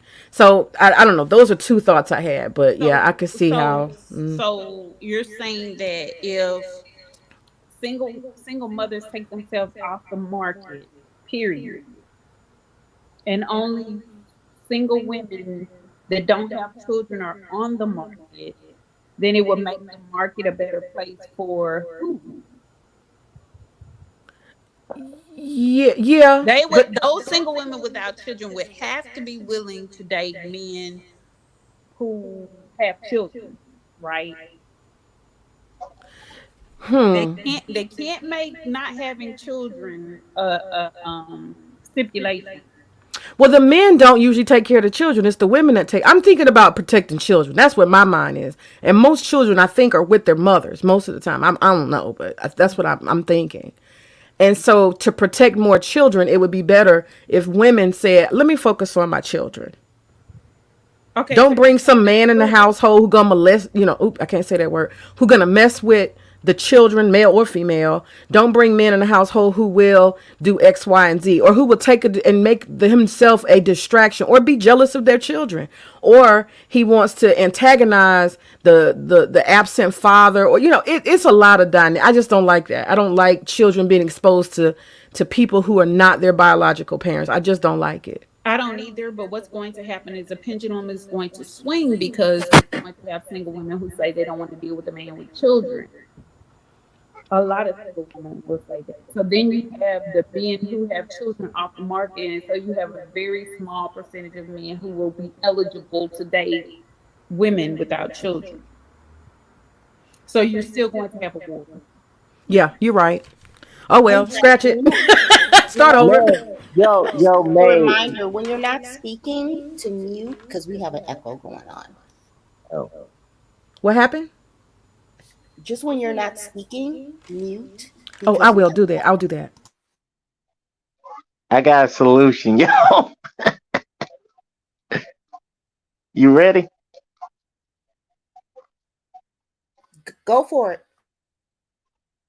Now, all right. So, if Miss Pearly thing said, you know what? I'm gonna go to the doctor. I'm gonna get plastic surgery, and I'll become a black woman. And once black men see that, and then she gets with them, that might work. That doesn't end a gender war. That's just one person with one person. So that's not gonna solve anything. What if white women were to do that though? Not just her, but a bunch of them. Let's go forward with the next video, DJ.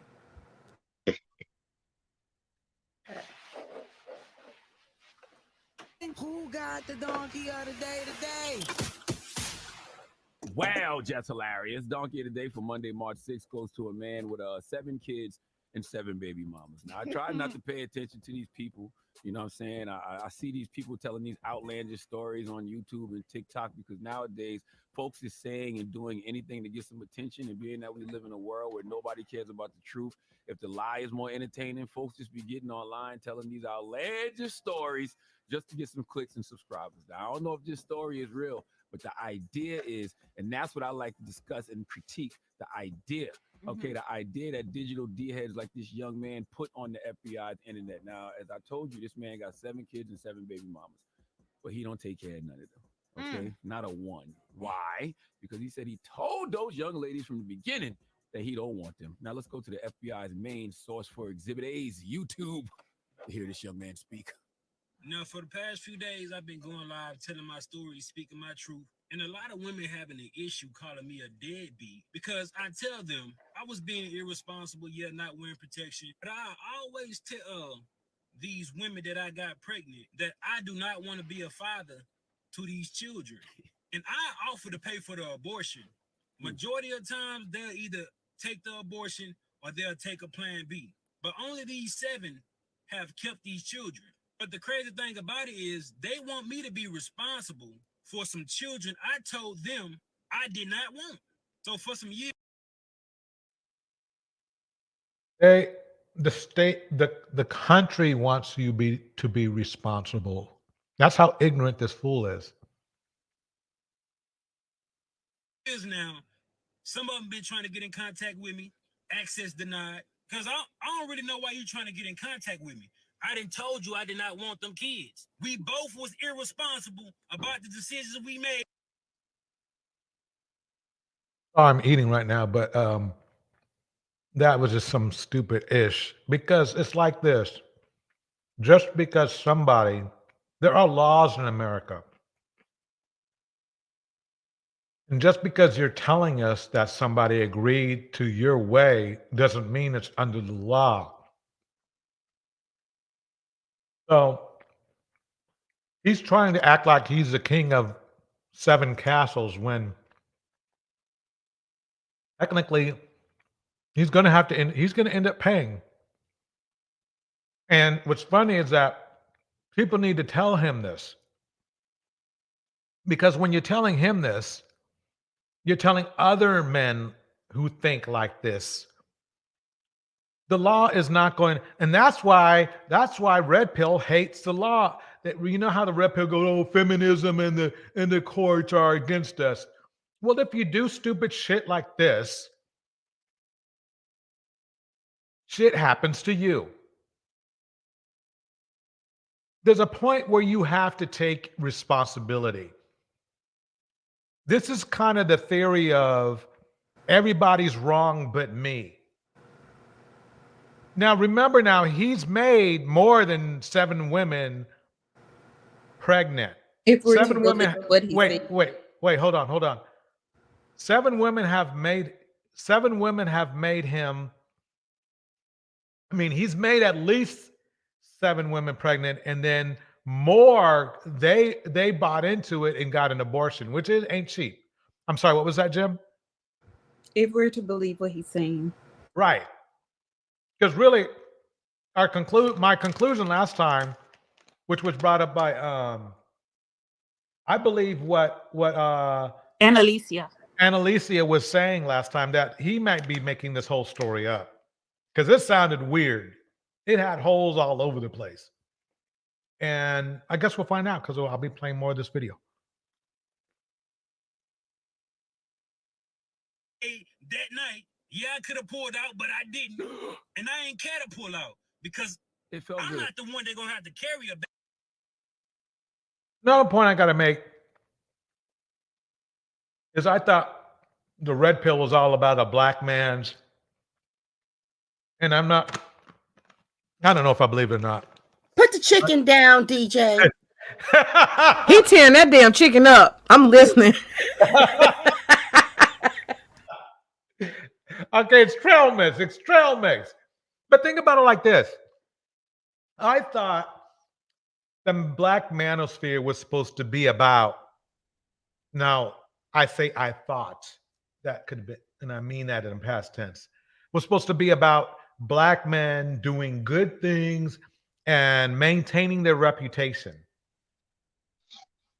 Yet here we go with a perfect example of a Black man who is tearing down, who is doing more damage to Black men's reputation than any Black woman has. And instead of saying this is bad here, this is bad, I denounce it, right? You would think the MammieSphere would make this man a definite, perfect sacramental, justifyingly so lamb. No, they're trying to defend him and blame the Black women. That's some amazing shit. Remember now, y'all were the ones who told us that Black men were the leaders. It's just real quickly, and then we go on with the video. Yes, I agree with you, DJ. It seems the things that they come up with that's supposed to be making Black women look bad, it really makes them look bad. They've got a really screwed up idea of manhood. Exactly. It's like, dude, what are you talking about? If you were such a man, you would have made sure they didn't get pregnant. That's the point. Well, what's interesting is Pearly things. She didn't really find many problems when she interviewed this man. And I thought that was interesting too, that she just jumped on that. Like, yeah, let me get him on fast. Let me get my views up. And that was her priority, to give spotlight. And, just like Brittany Renner. She really thinks that Negroes are something to exploit, that Negroes are something to put on stage, like we in a zoo. That's what this is. This little box is a zoo, and she's looking for animals to put on display. Really sad. It is. It's horrible. And Black men are eating it up. They're running right into the wall. I mean, when you look like a 36-year-old like Pearly things, you got to do what you got to do. Even your own community don't want you, so you gotta do it. Yep. Baby for 9 months. Jesus. It's the woman. In my opinion, women should be more careful on who they sleep with. True. Portia, you just said earlier that women need to watch who they sleep with. I mean, damn. just digest it. I know she ain't talking. I know she ain't talking. She's co-hosting. What's she about? That right there. That woman is so reckless with herself. She done been married about 3 times. The first marriage she had, she wasn't even careful. She's real thirsty and insecure, not too bright, not a whole lot of skills, nothing going for herself. And she ended up marrying a man who was basically in the Rainbow Coalition. And then she got married again, and then she got divorced, and then married again. She is so reckless with herself. Nobody, she is not. This is the problem. They always got folks who want to speak.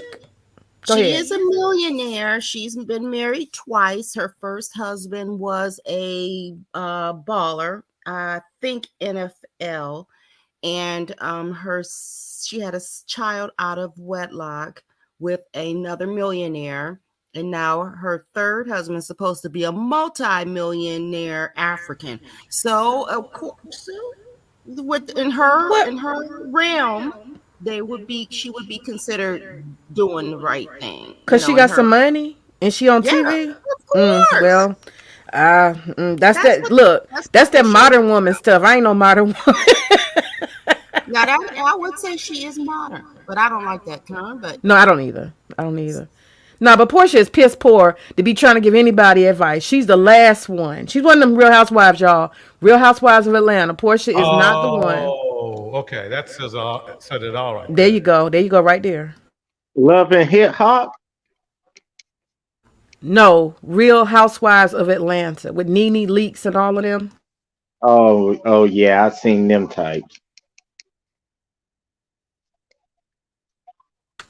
Let's be real. He's not the first man to tell somebody to take a plan B. He's not the first man to say he don't want a child. So at the end of the day, that's why we got child support. You still got to pay for this child. He need to be telling this story in jail, right around the lunch table. Jesus. Yes, he does. Because just because Wow. you decide to say you don't want to pay for the child, don't mean that you shouldn't have to. I feel that proper poom poom management is essential for a healthier life. I feel this man is out here passing along sexually transmitted demons, okay, to whoever wants them. And yes, this man is a demon, and they should change that purple smiling face emoji with horns to his face because this is true demon time. And I really wish this young man would have made this video after baby mama number one. Because if he would have made this video after baby mama number one, then he would have never gotten the 7 baby mamas. And if he did, then every single one of them deserved the baby father they got. Because when a deadbeat tells you who they are, believe them. And it does amaze me that this young man is putting the responsibility not to get pregnant solely on the woman. Yeah, can I hear more of this guy? Another thing is these just jump offs. These the type of women that I ain't even had to do nothing for. The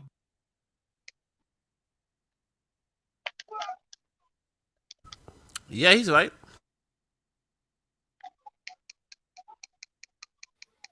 what's happening? Yeah, I don't know what's happening. I gotta just go ahead then. So I just want to say my quick thoughts, and I guess you ladies can tell me what you think about this. Number one, okay, Wait a minute. Who are you? I'm sorry. Who are you? I am Hammer. I'm a new panel guest. Hammer. Okay. Yes. Welcome, Hammer. So I was just getting my thoughts, and y'all can tell me what you feel about it. So let me just be honest with you, ladies. All right. Most black men who are watching this, we don't agree with the image of what he's doing because it doesn't look good. The image of the 7 kids, 7 baby mama, so that. But at the end of the day, the way a lot of guys view it, like, look, this cannot. I don't view this as mainly his fault because once again, how? Because when he was on Just Pretty Things live stream, right? He essentially admitted that he has like over what 10, 20, 40 women he's fucked. Why are so many women giving this dude sexual access, right? But see, that never. How did you get the number? What are you talking about? Oh, the number. Oh yeah. So if you go to the guy's account, I told you that right. He essentially made subsequent videos, and one of them he said that he's had over 200 sexual partners. So if you go to his account, to that account that he made, right, he has other videos after that one. So this is the one that went viral, but he made subsequent videos right after, and in these subsequent videos, he mentioned that he's fucked over 200 women. I'm assuming Let me ask you this. Let me ask you this. If a man has that many, if he screws that many women, do you think he's a hoe? Yes. Okay, go ahead. Yeah, I think he's because the reality is this: the vast No, the majority reality is this. You guys believe anything that these men say. They can say that they screwed President Obama's daughter and you guys would believe them. So these guys say whatever and sensationalize these stories, and men jump on this and say, "Oh, see, this is what black women are doing. Black women are with these same guys," and they push this narrative. They push this narrative out, and regardless as to what any black woman says, they run with these narratives and they think for us. And this is a crazy thing. Like May was saying earlier, it's an agenda An because agenda? I'm still speaking.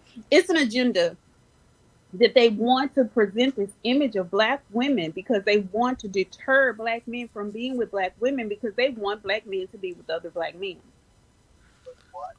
Well, I don't believe in black men be with other black men, so I'm definitely not buying into that. But at the end of the day, I very much look.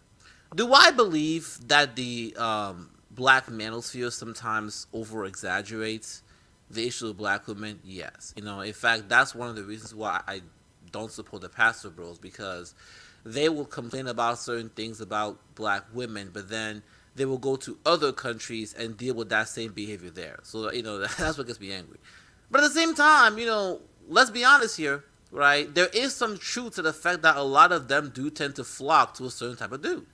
Because once again, a lot of them in a certain community, a lot of them in a certain socioeconomic dynamic flock to those type of men. Every black woman isn't flocking to those men. Of course, not every, but I will say a large plurality. In fact, let me ask you. No, not a large plurality, because a large. Not a large plurality. See, the thing about it is what you're saying. You say this, and in the same breath, guys will say that most black women are on welfare, which is not the truth, because only 37%. 37% of the demographic is on welfare, and not all of those are women. Almost half of those are men. So again, there's a lot of generalizations and exaggerations going on, and so they want to solidify all black women into this trope. But when it comes to black men, they want to deviate and separate themselves out from men such as the one that we're watching, from Pookies and Ray Rays, from certain guys. They're able to put responsibility onto them, but then they want to put everything that happens in a certain dynamic of black women, they want to put it on all black women. Well, here's the thing. Hammer. Go ahead. I'll ask you a question when you finish. Go ahead. Here's the thing. The crazy part is within the actual black manosphere group, there has been a war between the Pookie and Ray Rays and the educated dudes for years. We don't like each other whatsoever. So That's because not the point. That's not the point. The point is that you guys generalize about all black women, but you guys defer away from yourselves by pointing to these guys as if they're outliers. You see what I'm saying? So black women don't have that luxury to point out a certain group of black women as it pertains to when black men speak about it. Because you guys don't separate yourselves. I mean, you guys are all in one sisterhood. What do you mean we don't separate ourselves? Black men, regardless as to what we say, you Negroes don't even listen. When we say this is not the type of guy that we've ever dated, you Negroes don't listen. So it's not that we don't separate ourselves; it's that we don't have the luxury of it because you guys don't listen. Okay. There was another lady that wanted to ask me a question. You can go ahead. The question I have for you is this guy with the 7 kids. I don't want to like a long diatribe. I just want a straight down answer if you don't mind. Is he a failed man is my question to you. A failed man? Yes. I would say that he is a failed man for having 7 kids by 7 baby mamas, 200 women he's run through. No, that's not. He's a failed man. Yeah, he's a respectable. But okay, here's the thing, and then here's the next part. I had 2 parts. Okay. The next thing is this. I want you to tell me, brother, what you think is left. Okay, because we're talking about agendas here. If you guys in the red pill or whoever in the manosphere, if you say, let's just start breaking it down. I want you to just take your mind and start like sizing down in number and size. Just look at that. Like I want you to do a visual in your head. If you say to men, I want you to eliminate all women who are not your preference racially. Okay, think about that, whatever that preference may be. How many out of 170 million women have you put down? Not an option. Then we're going to say baby mamas, right? Take that out. Take out women of a certain age, because guess what? After 35 or 40, every woman is no good, spoiled. So you got between 19 and 30, 35, okay? And even then, take out her careers. She can't be a nurse. She can't be a career woman, maybe even not have a job. Now, break it down a little bit more. She can't have an education. She can't be strong-willed. She shouldn't be a homeowner, right? Shouldn't be a business owner, doesn't do real estate, has no investments because she'll be too independent. She can't be a feminist. Are we down to how many now, brother? And then we got to talk about she's fat. Oh, and she's got weave. How many men, if you go by that, are going to end up with any women? And don't forget, we took out preferences, and black women a lot of times are so-called undesired. So you just cut out a huge population. You tell me if that's not driving men towards homosexuality.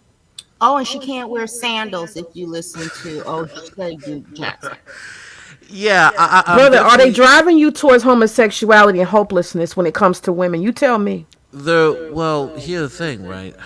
A lot of these guys, a lot of these guys in the manosphere, and this is something that is doing the same, and this is why I got my problem, right? That's what they will say in public or online, but most of them behind closed doors, they will deal with those same women. So you will have someone like O'Shea Jackson or even Obsidian. They'll say this behind closed doors. They're dealing with those same women, and then complain about them. That's the reason why. So in other words, they're all hypocrites.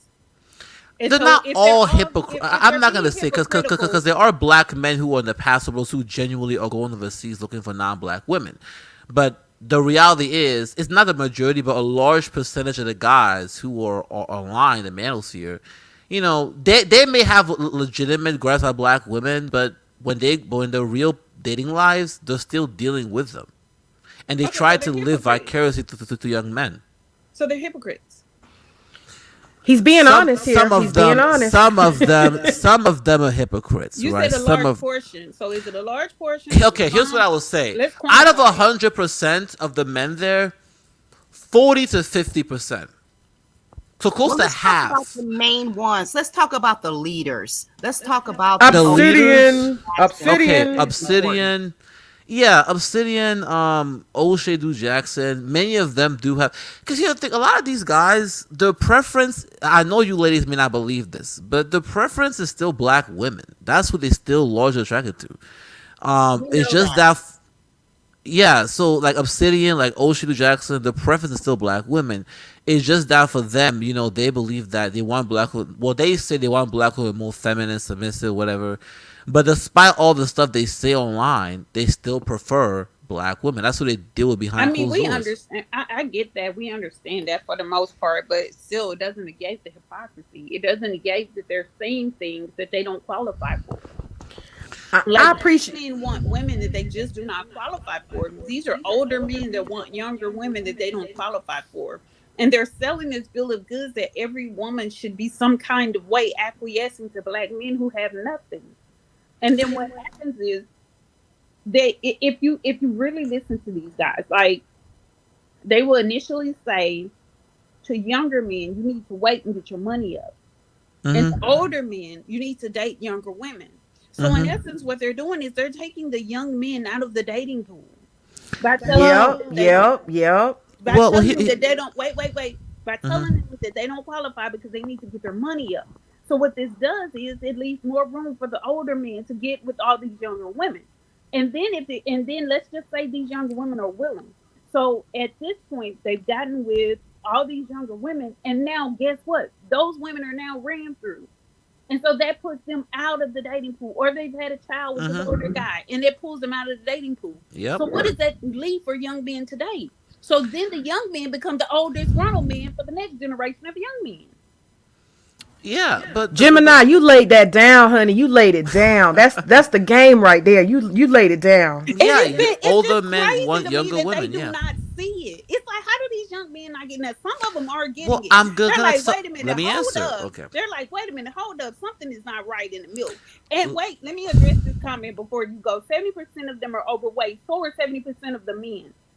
Yeah, I think that's what Peace Purveyor is saying. 70% of the men are overweight, right along with the women that they talk about that are overweight. But go ahead, Hammer. Yeah, and so you're asking about, look, from the point of view of younger men, because now, ladies, did you guys see the new study that came out saying that 60% of men, I think it's like across the country, are single and essentially not dating anymore? Have you covered that article? Yeah. So essentially what's happening here, right, is that a lot of the women, they're either, essentially, right, they're essentially sharing the same guys or dating older men.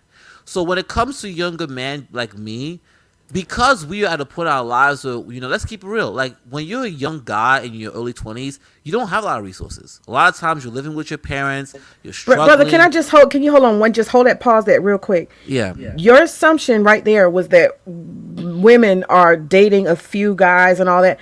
I bet you if you find out, women are actually building. Women are doing themselves. They're going to school. They're getting their businesses. They're very focused on their lives. I think that's probably more than likely what women are doing, and men should be doing the same thing, but instead they sitting around crying. But go ahead, I'm sorry. Yeah, I understand that, but the study had to do with dating, right? And they said that only 30% of women in that age are single. So most women, in our age range are actually in relationships, right?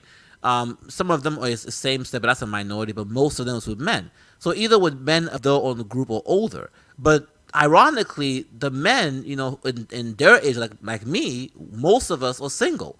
So why is it that most of the women are in relationships and most of the men are not, especially in this age range? Well, it's very simple. It's not complicated. Guys like me, right, in my age range, early 20s, we don't have our shit together. Many of us still live with our parents. Many of us are going to school, have student loans, so we haven't built our stuff yet. No, not many. Some, not many. Some, because a lot of young men are not going to school, and that's bear out in statistics. Yeah, and that's what I'm saying. Like, most young men in the early 20s don't economically are not in a good position. Most of them. Most even up into excuse me, up into the middle 30s, you got men that are living at home. So, and that's why it changes for men. Go ahead. But it goes back to what I was saying earlier. It's this push to keep these young men thinking that they have no there's no segue into this dating arena because they have nothing. So it leaves that group of women open to older men. But at the same time, another caveat to this is that you have these older men who are also pushing younger men not to go seek higher learning, that it's a waste of time, that they don't need to do that. And again, that does happen. That removes them from stable income. It removes them from a drive to do things that will put them on equal footing with the women that they want to date. And so again, you have them again out of the market, away from the women that they would prefer to be with. You know what's also crazy, ladies? Because, I remember, because growing up... Hold on, brother. You got to process what she just said. You got to process it. I understand what she said. You jumped into another thing, but you got to process what she just said. And that's the problem. They don't do that. They don't take the time to digest the information. They're listening for a pause so that they can react to something. That's all I heard. Yeah. Well, I'm sorry if that's all you guys heard, but I no, you got to process what she just said. Can you even address and see what she's saying? She's saying a lot of the stuff that people are dealing with. This inadequacy of the dating market and all of this stuff is brought on by modernism to some extent and isolation. Yeah. But in large part, these older bastards like Obsidian are telling you one thing and they're doing something else, and it benefits them. I'ma school you, son. I'ma let you know the game, son. But what they're doing is gaming you, son. That's what she's trying to tell you. Yeah, look. Are you acknowledging that though? Are you seeing what she's saying? These old dudes in the MammieSphere are washed up. Their penis don't work. They're fat, bald, and they don't want to see y'all's young asses who are educated be able to get these fine, beautiful, young, educated black women. They telling you run, because they crazy. Run, because they're educated. But if you run towards those women, you will find a gift and a prize. They don't want you to have it. That's all I'm saying. Yeah, and what I'm saying. Hear what she's saying. Hear what she's saying. When Kevin address that. When Kevin Samuel was speaking, he was saying that the some of the most the industries that black women go into, one is medicine and the other is in law. So he's telling them to stay away from those two demographics of women. That's what a lot of black women go into. Again, you have this push, this large agenda to push young black men away from the black women, that if they came together, it would benefit the community as a whole if they were doing those things. And another thing that's dangerous is that when you tell these young men, the reason why black people have poor health care is because we're not represented. So if you want to see a black doctor, especially a black male doctor, you're going to be suffering if you're in a certain demographic. Like maybe if Yeah. you're in Atlanta, Georgia, you probably will see them because you have a lot of black professionals there. But if you're in other states, it's not as representative. And so they're asking these young men to remove themselves from that type of education, remove themselves from that type of study, remove themselves from going to a four-year university because it's too hard. It was too hard for them. That doesn't mean that it has to be too hard for you. Now, I'm not saying that higher learning is the only thing to do, but to discourage black men from doing that, and then they want to come, then you have them having to compete with women in other industries, and it's crazy. Yeah, well, let me respond to that. And I get what y'all are coming from. From the so here's what the point of view of a lot of the men in the manosphere, right? And just full disclosure, I am someone who is majoring in computer science, checking my 4-year degree, and I probably will be making 6 figures by the time I'm 30. So I've always been someone in that direction. But from the point of view of a lot of guys in the manosphere, what they view now, tell me what y'all think about this. Their point of view is that if you're a man, right, you should really only be going to college if you're majoring in STEM subjects. And Do you not know? And I'm sorry for interrupting you. Most yeah, people don't even know what STEM is. They only think STEM means technology, and it blows my mind. It's science, tech, and I think mathematics and something else. Engineering. Okay, yeah, so engineering. Yeah. Okay, so they totally negate science as the first S in STEM. They totally negate that and think technology is the only form of STEM. But again, it still negates the need for those other industries, for you to see representation in medicine, for you to see representation in other fields. And they say that nursing is some kind of way trying to turn men feminine. Well, there's physical therapists, there's sports therapists, there's occupational therapists, there's kinesiology, there's speech therapists. There's a whole lot of different things that a person can do that has nothing to do with wiping behind in the nursing field or in that type of field, in the medicine field. So I'm confused by this STEM. They're pushing every man to STEM, and guess what? Women are outdoing men in STEM. Black women are running circles around them. We eclipse black men in STEM. So even with this push, is that where true? are I'm not they? sure. Yeah, it's true. The statistics are there. We can pull up the data later if you want to. Yeah, we can. That's interesting. I haven't heard that, but if that's true, that's kind of sad. If black women if there are more black women instead of black men, I have to look into that. But ladies, here's what let me add to this conversation, right? Another thing I've noticed essentially is that you talked about how they're trying to push black men away from black women. Well, let me say this, right? When I first entered the manosphere space, and let's be honest, I'm like, it's because a lot of young boys grew up in a society where, everything is about empowering women, so they get drawn into the manosphere, which I'm like, the manosphere does have some points, but sometimes it gets too extreme. But one thing I will constantly hear from the black men there was this thing of pedestalizing non-black women.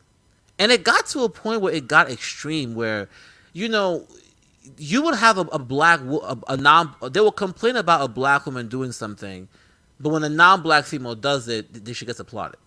So that's something I never liked. And I remember, and the crazy part is, growing up, I've never really been attracted to non-black women. To be honest with you, I've never have. In fact, I remember when I was in high school. I think recently even. Why do you think they pedestalize white women or women who are not? Why do you think?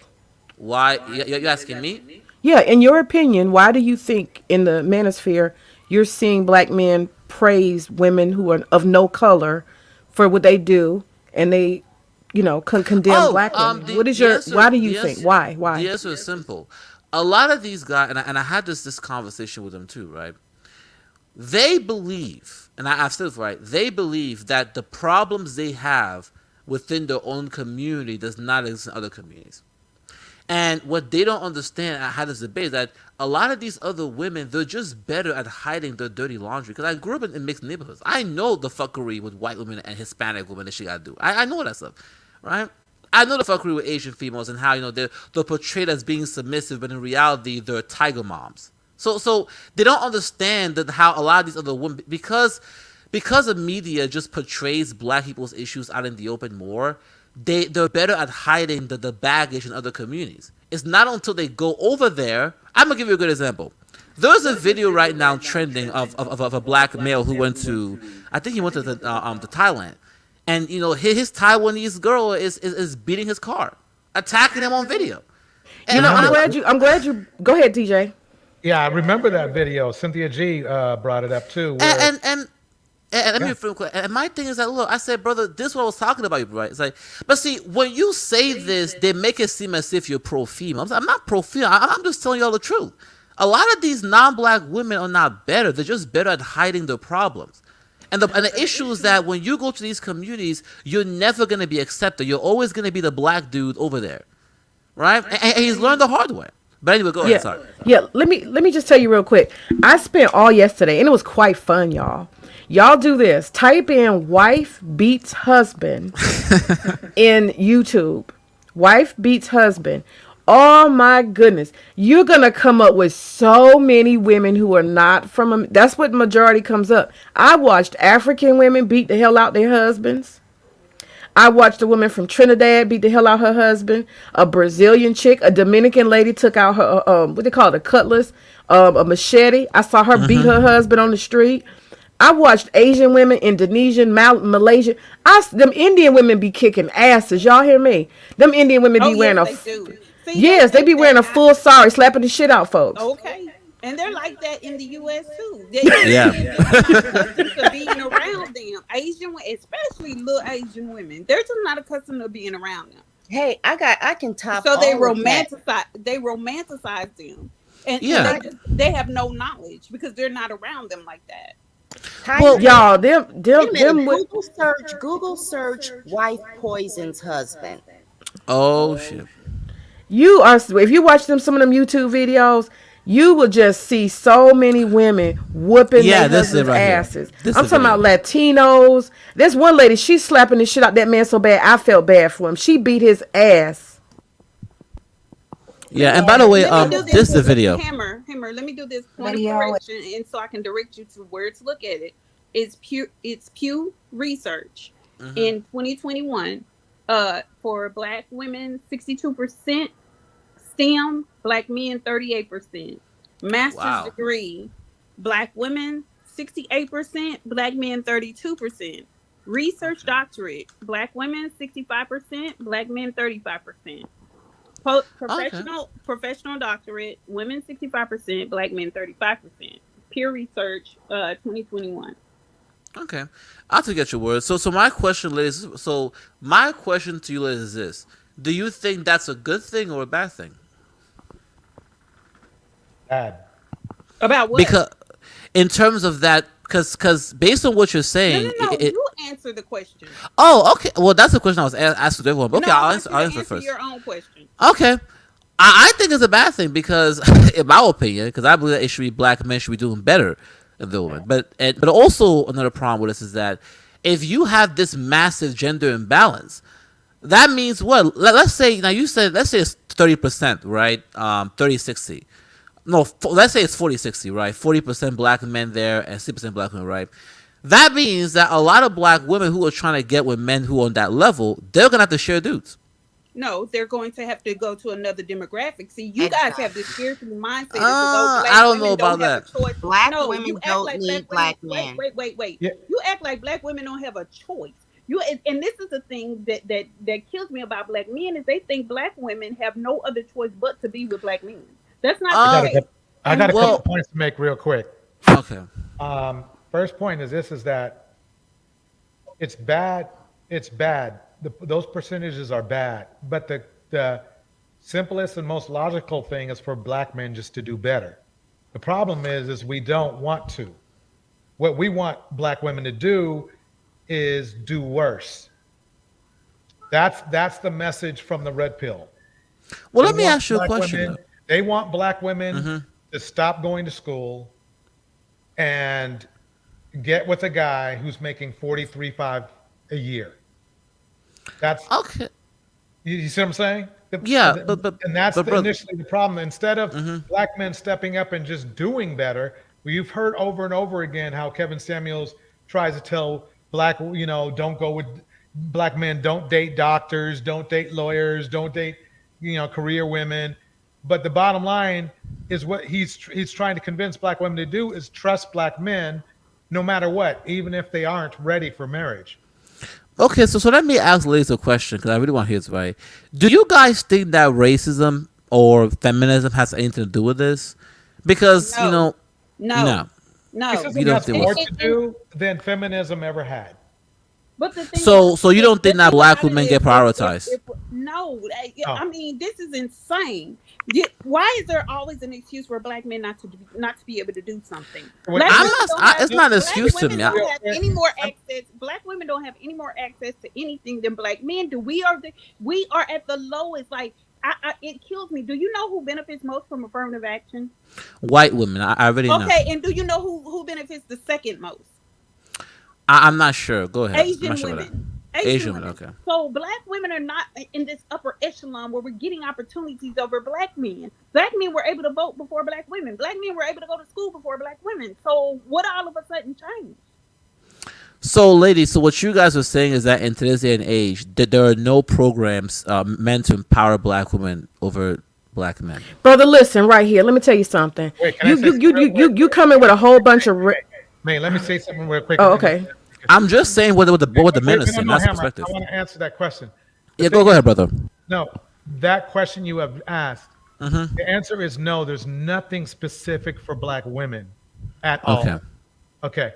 I know this because I did some research for my daughter, and there's nothing specific for black women whatsoever. Even in culturally, ethnic areas per se, there's nothing there. Do black women, do they gain advantage from feminism in its basic form as far as sex-based rights? Equality? Yes. But so does all the other women as well. Equality as far as earning more money closer to that of a Caucasian man. Yeah, in a way, but as far as controlling men, absolutely and completely not. There are no and what he's saying is there are no educational benefits that benefit us that don't benefit other groups of women. So when you're saying that, you're acting as though there's some special forms that a black woman can fill out, and all of a sudden she's accepting it to these different Now, universities. to be fair to you ladies, okay. To be fair, hold on, you gotta wait. You gotta process. Hold on. All right. Go ahead. Go ahead. Sorry about that. There's no mystical forms that we can fill out that enable us to get into certain colleges that other women can't fill out, because even if there is a form that say that they want a demographic of women that are minority, we still compete against Asian and Latina women. So there's that, and then on top of that, even when we get in these things, we still have to make the academics. We still have to pass these classes. There's nothing that says a certain amount of black women, have to graduate. There's nothing that says that. We may be able to get in the door, but we're still responsible for being successful in anything, even in the job market. So this idea that it's somehow racist or feminist, you're negating the fact that we're competing. See, this is the problem why black men fail to compete with other demographics of men, because they're so busy looking at us when we're looking at the bigger picture, because we compete with other demographics of women. Well, here now, to be fair to you ladies, right? Here's what I will say. It is very much true that the biggest beneficiary of feminism and sex-based rights is white women, right? In fact, it was them. It was made for them, actually. They just use you guys as a face. But the reality of the conversation is this, right? Even though you guys... Let me correct you. They took over our movement. Black women were the initial face. It was black women that started it. They took it over. Well, based on wait a minute. Are you talking about the suffragettes? Because I believe the suffragette was a white female empowered movement, right?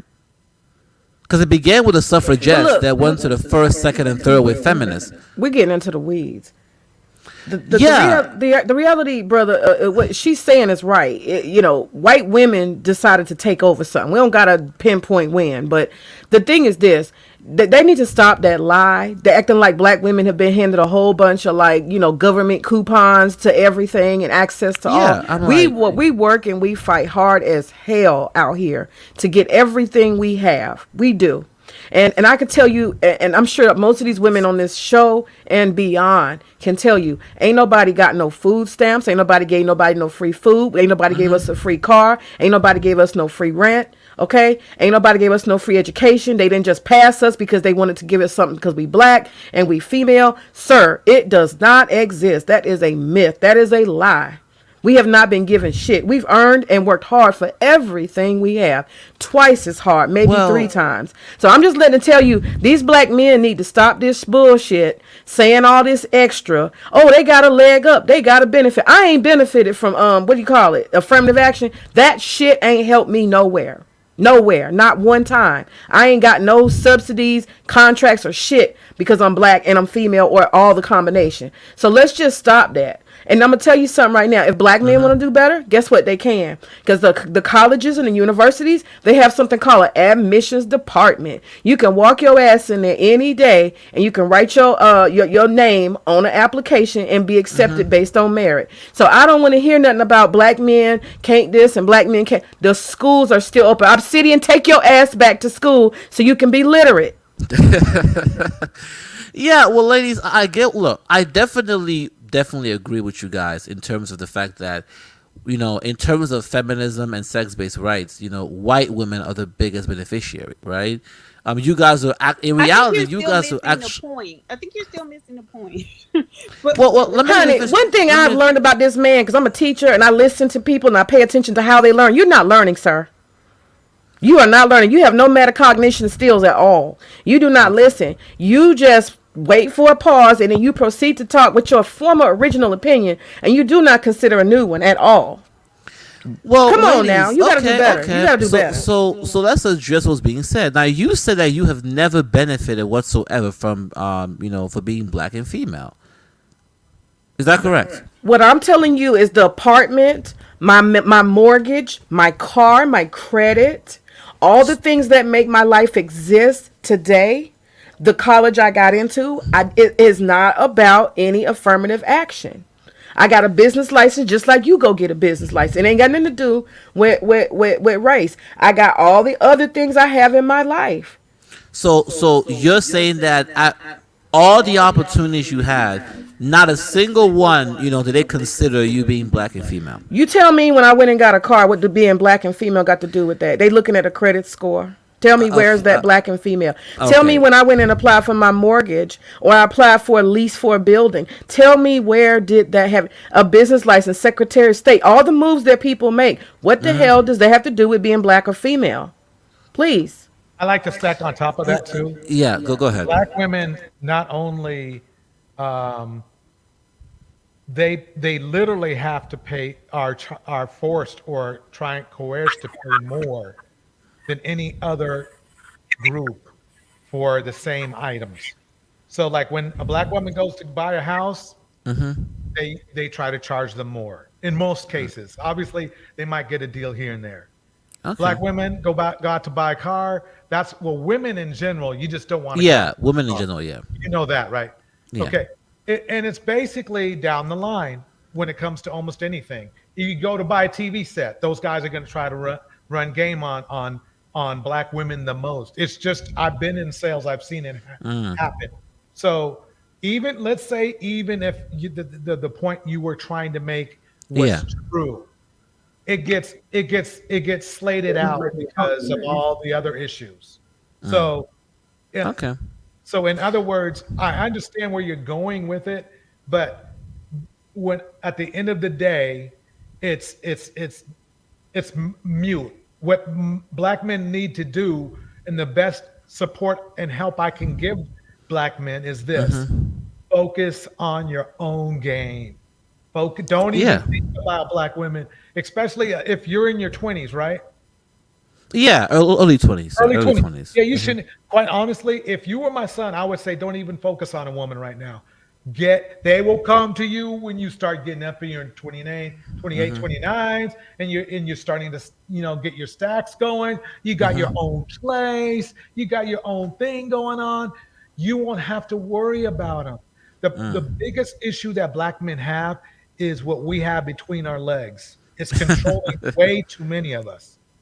And that is our problem, because if it wasn't controlling us, we wouldn't be thinking as much about women as we do. We would be like, man, we would be telling women, I'm sorry, I ain't got time tonight. I got to study. I'm sorry, I got time tonight. I got to get my game together for this interview on Monday. You see what I'm saying? We would be saying that.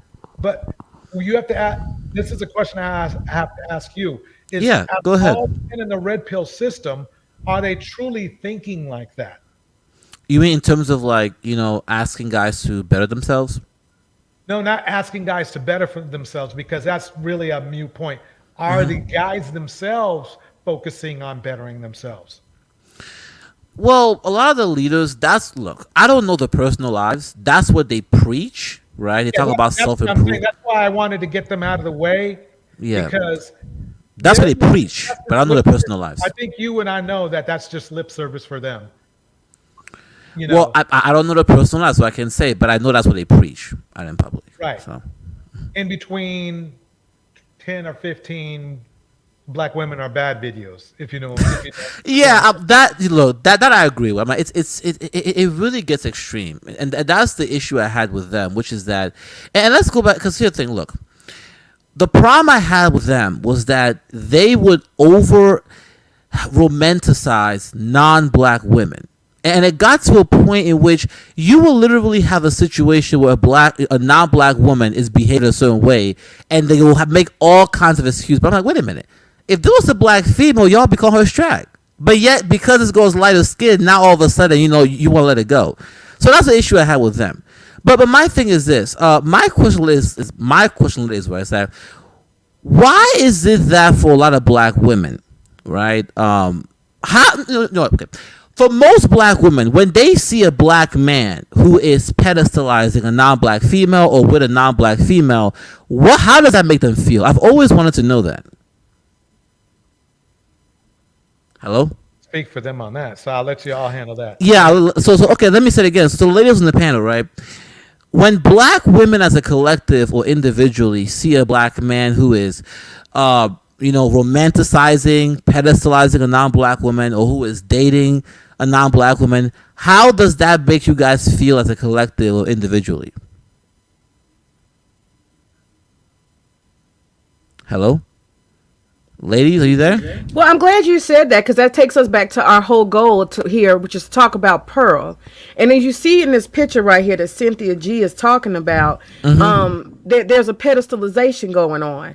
You have this Asian woman who is, I think she's a Thai, and this passport, bro, he brought her over, and all of them have been put up like they're dainty, they're in shape, they're fit, they're feminine, they're submissive, they kiss your ass, they're your slave, you can treat them any kind of way, and everything's going to be just fine. But that's not how it is actually. So it's fine, that they do that, but it's really funny when it blows up in their head. And so I'm keeping score. It looks like passport bros are on L number 3, right? They're on L3. This is L3 right here. L2 was the J Rello, and the one before that was when Austin got thrown out of Brazil. So this is L3 right here. So now we have on display that Asian women, they'll beat your ass. They'll beat your ass. So the answer is we really enjoy watching these brothers see their pedestals fall. Not the woman, but the pedestal that they place them on. We enjoy it. That's the answer. And also, I just sent DJ, I don't know if he wants to play that one, but this whole Latinas are so this and that, the Dominican to the Brazil. Oh, they'll slap you, they'll beat you, they'll kick your ass too. All these women will beat your ass, especially them African women. I found more African women whipping ass, about equal number Indian and Africans. And I didn't even see any African Americans. That was interesting. It was mostly Africans, Indians, and Latinas kicking asses. Check that out. Wow. And passport women will take your money too. So getting a passport ain't everything, brother.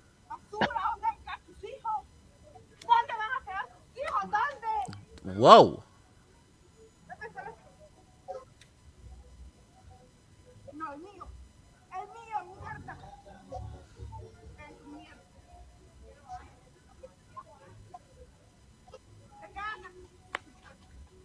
What the hell?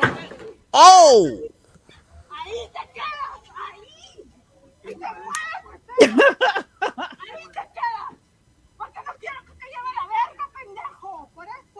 Where was this at?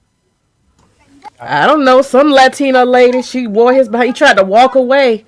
Wait, She it snatched sounds him and like threw him back with her high heels on. Now with the it high sounds heels. like she's accusing him of cheating. Yeah, I think she cheated on her. That's what happened, probably.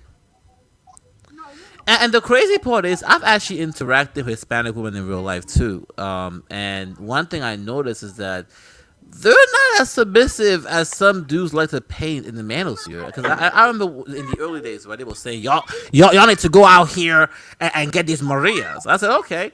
I went and tried to get with a Maria, and I realized they're not that different. Let me tell you something. Let me tell you something, brother. You're young, but I'm gonna tell you something. Women are all the same. We are all the same. We want respect. We want to have boundaries. We have certain things that we require to maintain us, to have peace of mind. And every woman is going to have a problem when you as a man are out of line. And you're gonna get the flames and the fire. That's just any culture. Women have the same expectations. It ain't that different. So all this submissive and this and this and that, it's lies. It's just lies. One thing I will say is that a lot of women's behavior is determined by the environment they're in. So let us be honest, you ladies. Okay, the reason why a lot of Paso bros go to, third world You countries know what? because Let they me don't help have you- the let me same help you freedom with there. something. Let me help Go you ahead, with sorry. something. We could actually care less about what passport guys do. They can go. You guys don't care? No, they can go. We're happy for them. Go.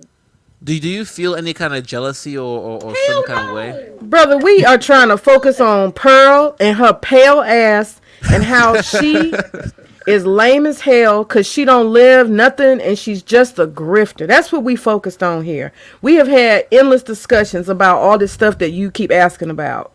Okay, so let's go to Pearl then. So why are black women so hyper focused on Pearl? No, why are black men so hyper focused on Pearl? That's the question. Okay, I'll tell you. So the reason is because when it comes to Pearl, right, a lot of guys in the manosphere, including me, right, recognize that having a black woman like Crimson Cure, although she says what what a lot of guys typically want to hear, including me to a certain extent. At the end of the day, it's black women when they look at someone like her will just call her, black male identified. She's a pygmy. And So what do you think they say about Pearl? Looking at that woman, what in the hell do you think we're saying about her? Like, we okay. would rather see a Crimson Cure than it's not as though Pearl is anything attractive or anything that we would walk down the street and be like, oh my God, look at her. Like, not in a way that we would be jealous, or not in a way that we would want her fashion sense, not in a way that we want to look like her. So what the hell is the Pearl thing doing to us? Well, I'm gonna tell you why, right? It's because Do you think she ugly? Do you think she ugly? Because you getting all intellectual. This shit, is she ugly? Is the bitch ugly? just Pearly things. Yeah. Is Yeah, she ugly? she's a 3 or 4 to me, to be honest with you. Okay, tell me what you think is ugly about her. Because I'm trying to understand what the myth is, and I understand. She's I understand overweight. it's just whiteness at the end of the day, but I want you to tell us what is it as a man, a black man, from your perspective, that is not attractive about this white woman. Because I want to see what black men think, honestly. Well, I'm speaking for. I cannot speak for all black when it comes to Crimson Pure. I mean, when it comes Of to course, but from your perspective, yeah, from my perspective, number one, she's way too overweight. Number two, her face looks very manly. I'm sorry, it looks like a man. It looks like a white dude who just transitioned. That's what it looks like. Damn. Okay. So when I look at her face, it's like I have to remind myself it's a biological female because sometimes I think it's a transgender. Damn. And I'm being that's me. No, go personally. ahead. No, keep it real. Go ahead. And number three, I also understand that. Let's be honest here. She's only here because white men don't want her.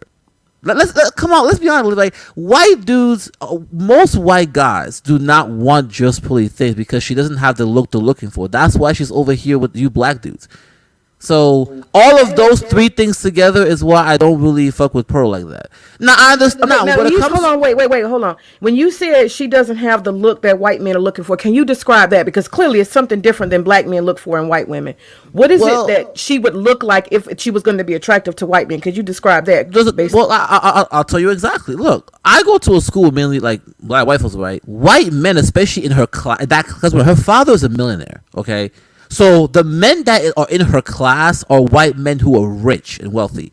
Most of the white men in that class, they look for the petite, right, skinny type of white girls. Okay, we know what that is. Okay. And she is the opposite of what that would look like, right? You know what? Think of Lauren. What's her name? I forgot what her name was. Oh, anyway, Wait a minute, think and of the what did- Republican women in Fox News, right? Oh, great, Megyn Kelly. Think of Megyn Kelly. Those are the type of. Sorry, go ahead. While that's going on, let me make this crystal clear, because white men of the demographics of men don't think the same as black men, and it's funny to me that they think that they can think for them. White men are not as superficial as black men as it pertains to looks. They're just not.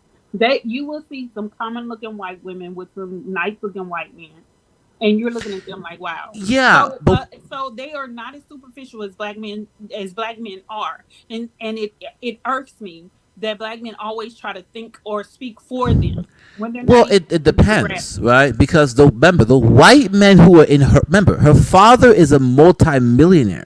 Well, So let's be white clear though. What she just said makes sense. Money. I just talked about looks. No, all men care about Hold on, looks. wait, honey, hold on. She just said something. You didn't process what she said. She's saying that that you, as a black man, are not in that same class as white men. So you're giving maybe possibly your version of a superficial version of what you assume, but you don't actually know. You can't speak for them. But yeah, go ahead. And what I'm gonna say is that it's not a secret. Like, I'm gonna give an example, right? There is a whole white manosphere. In the manosphere, it's split. So white men are also have their own manosphere too, and within that manosphere, there are wealthy white men too. They themselves, white men in the white manosphere, from Royal Tomasi, Ghostwriter, they will say themselves that within their own community, when a white man is at a certain class, there's a certain type of white woman they want, a certain look. She does not meet that look. Her father is a multi-millionaire, and so that means that she more than likely is gonna want to be with a white guy who's not. That's a lie. That's not what I was. What did I say is a lie? But go ahead. You acted so like I'm assuming you're African, a black guy, right?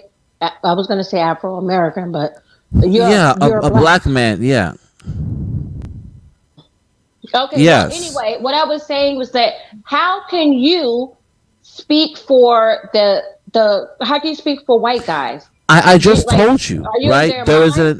I just told you there is an entire white manosphere, right? Because black men split. Yeah, so white. Wait.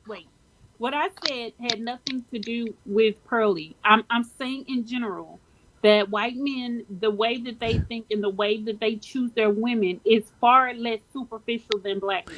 That's not true. And what I'm saying, and what I'm saying is that evidenced by what we see them with. When you're talking about the average white guy, I'm not talking about these superstars. I'm not talking about these Hollywood people. That's not who I'm talking about. the average white dude. The average white guy. The average white guy is probably choosing an average looking white woman. Yeah, he is. Exactly. And black men don't say the same thing. They want a 10. They want an 8. They want a 9. Black men are the same as white men. Well, here's what I will say, right? If you guys want to know white men thing, go to Royal Tomasi. Like he's literally like to go to any YouTuber. See, this is the difference between real people and people who live off of the internet. He has a million of white male followers. Sir, we go outside and we're around real people. Anybody can do anything and say anything on the internet. Okay. You can present anything you want on the internet. It's false. It doesn't ring true to reality. Go outside. Okay. Melinda, I wanted to ask him something. Wait. Go visit other states. Go around. Anybody can make themselves anything on the internet, sir. Okay, so white men, look, when it comes to all groups of men, right? All groups of men are going to fantasize about the dream top woman, but most of them are going to go what they can afford. So the same thing applies to white men. Yeah, the average white dude, all of them are fantasizing about Megyn Kelly or some top tier white female, but they're going to get what the average woman, because that's what they can afford. But when they get that money, but what Megyn Kelly is a younger, I would say Megyn Kelly, her early 20s, is an example of what most white men will fantasize about. Yeah, the blonde hair, blue eyed, slim, thin. You're sitting here talking about fantasy. Yes, and I'm saying that's okay. We're Okay. talking about reality. You're not In reality, okay. In reality, It's obviously in a dream I just okay. I just told you, right? move forward, DJ. Oh my God, y'all just interrupted me now. Okay. Let me just finish my point here, right? Most white men will deal with the average white woman because that's what they can afford. But Did he drop off? Did he drop off? Looks that way. yes, for some reason I dropped off. Yeah, but let me finish. But like all men, right? All men are gonna deal with the Amber, average. your mic is hot. It's hot. Starting Okay. to distort. Just back it off just a little bit. Just a Okay. smidge. Okay. Can y'all hear? Is it fine now, DJ? Perfect. Okay. So like I was saying, right? All men, including white men, are going to deal with the average woman because that's what they can afford. However, all men have the fantasy of what they want. Now, what's your point? Please my make your point. my point is that most white men are going to deal with the average white woman because that's what they can afford. But if you were to give them the money and the status, they will go for the type they're looking for, like the one they really want, which is like a May Kelly type. But as long as they're average, yes, they will settle for the average white woman. Go ahead. Stop looking at TV. Oh, somebody want to go. This is not. This is what. Well, it's not TV. thing That's about most it is men. we Men deal with average women. We keep talking about average. He keeps going back and forth. I've already said that. Okay. Go ahead. Okay, go ahead. That point has already been made. So you All right. saying it over and over again is not saying. All right. Not Okay. anything. Let's All right, that's move fine. forward. Let's watch Pearly things. Let's move forward. All right. Let's move forward. But go ahead, DJ. Right. I'll bring it up now.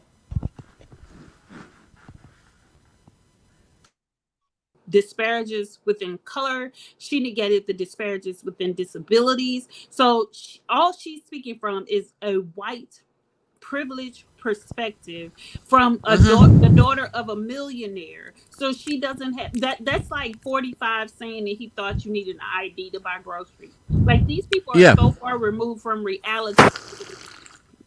Go on, DJ. You see how tone deaf and ignorant she is? What's stopping you? Are you asking me? No, I'm not asking you. I'm just saying in general. I'm sorry. I'm making a general statement. Sorry, go ahead. And you see how tone deaf and ignorant she is to that woman. That woman is in a wheelchair. She's a double below the waist amputee. Wow. And she's a woman of color. And she's saying what's stopping you. Like how tone deaf do you have to be to say that? This girl is white.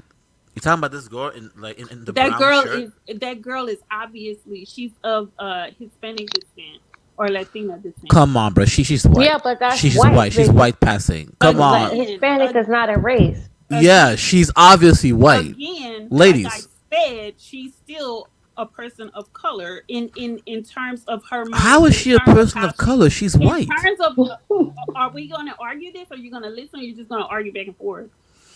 Okay, go ahead. So what people don't understand, and I'm talking about psychologically, a lot of people don't understand the psychology of it. This woman obviously feels that she presents as that, which is the reason why she's speaking in that manner. So let me ask you a question, ladies. As a black woman, do you think that you would be treated the same as her? Yes. Really? It depends. It depends on where we are. It depends on the circumstances and who we're surrounded by. If I was in the Hispanic community, I would be treated differently than she is.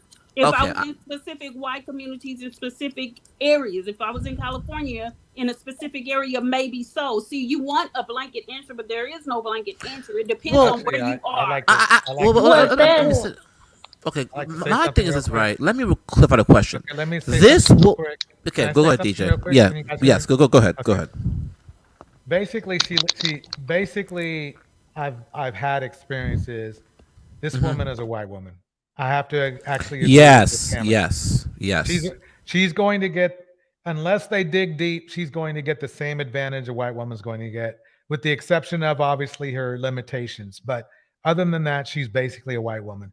I've worked with women that are exactly like her. They might even have a Spanish last name, but they're gonna regard her as a Caucasian. Her skin is Her skin is just as bright as a white person. They're gonna see her as a white person unless she makes it clear, unless she just makes it clear that she's not a white person. In the deep south, depending on where she is, she would present as a Hispanic person. Okay, DJ Torch, I just wanted to say that there's some white people, like ones who are overweight, like this woman is obese. She may be, but a lot of wait. First of all, let's also give credit to this woman is a double and below the waist amputee. So okay, I didn't know that. I wasn't seeing all of that. I didn't see the image of her whole body. But I'm letting you know that she's so there needs to be some grace given to her, seeing as how she's not be able to walk on a treadmill. Yeah. Yeah, but I was just saying that. Okay, what you were saying you can't get laid? Yeah, I was just saying that she probably white privilege exists. I don't care what anybody says that they're lying if they said it doesn't.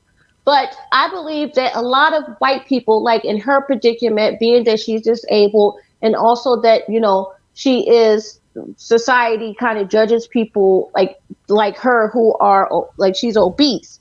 So I don't believe that she acknowledges her privilege, even though her privilege is there to grab whenever she wants. But in her mind, she is putting her white privilege outside of herself and looking through the perspective of other people who are disabled or her minority. She's not taking advantage of that white privilege, being of her circumstances, being she's disabled. She is an older Caucasian lady, and she is also overweight. So she can empathize, and so she doesn't take advantage of her white privilege or acknowledges it, but it's there whenever she wants it. So that's why she can, counter argue with, the Pearly's ideas or belief system, because she's choosing to not identify with that privilege and looking outside the box and not taking advantage of it, because she has been judged so much. So she basically sees herself as a minority, even though that's not true. She has a privilege, but she doesn't want it. Like I said, she doesn't want to take. Yeah, you finished. Sorry. Let's move forward. Let's move forward a little bit. Go ahead, DJ. Well, here's what I will say. I'm not gonna go too much into the whole pay gap thing. But I do know that as of now, I think men typically do still make more money than women. But see, here's the problem with this, right? A lot of these same women, and you ladies can respond, right? A lot of these same women who complain about the pay gap, as soon as they start making equal or more than the men, then they call them the dusty. That's the only problem I have. Okay, if you want to close the pay gap, there you go again. What women? Well, I will say the vast majority of women, black, white, Hispanic. So you know the majority of women. Okay. So you there have been studies that have. Studies? What studies says that? Oh, there's a study where all women are calling men dusty who make less. Not all women, but the study shows that in marriages, right, when women start to make more money than the husband, the chance of divorce increases. And you've also had a lot of women write articles complaining. What subsect is that? Like, what demographic is that? Where did the information come from? Well, those studies include all women, so it's black. Okay, but what study was that? Well, it's saying that most divorces. Wait a minute, you can't get like. Let him answer the question. Where is the study from? I think it was a Pew. Okay, let me go and pull it up since you guys. Yes, I pulled up last time. Thank you. All right, Gil. Let me pull up. Gil. Thank you. Because I just find it funny that they like to throw out statistics that nobody else knows about, and then we don't know where they're from. We don't know the demographic that was involved. We don't know the sample. Well, I read on the Pew website that majority of divorces, most divorces the reason why people get divorced is because of money. Like, that's the main reason out of all reasons why people get divorced. So I read that too, but this was like a year ago. But he could look online and see. Yeah, but what he's saying is he. Okay, so I just found it. Wait. What he's saying I'm gonna put it in the back chat. You can show it. what he's saying is he's making it about women making more money. He's not talking. Yes, that's literally what it says. That's a study, Pew God, Research. you don't stop interrupting me. My goodness, I do not like hollering over people. What I'm saying is he's making it about women leaving men because women begin to make more money. When you say that money is the reason for divorces, there's a lot of things that need to be looked at in aspects of money. There's money, there's not enough money, there's gambling. There's so many variables as it pertains to money that could cause a divorce other than a woman making more money is what I'm saying. So he's trying to make it seem as though women making more money is the cause for the divorces. Oh, okay. So he says that the women making more money and stuff. I don't know what the reason is. I know it's because of money. Yeah, you can. It is money, but there are variables. Like you can say that a woman making more money. You can say that someone is gambling. You can say that they've lost all their money due to medical conditions. There's a lot of reasons that go into a money reason. You see what I'm saying? Infidelity is the second one. So there are lots of dynamics that go with it, not just because a woman is making more money. That's asinine. Oh yeah. That makes sense now because they could divorce because he's giving his money to his mistress. Can I respond now? I don't know why I keep getting dropped. Yeah, so my argument is not that that's the only. Wow. Oh, but no, you told me to get the data, We're right? We're gonna move forward. Okay, you told me to get a data. I brought the data and I put it in the back chat, and then you. And we'll address it. We'll address it later. Go ahead, DJ. Okay. Wait, who? I just want to know whose channel is this? DJ's channel or what? I don't know what's going on.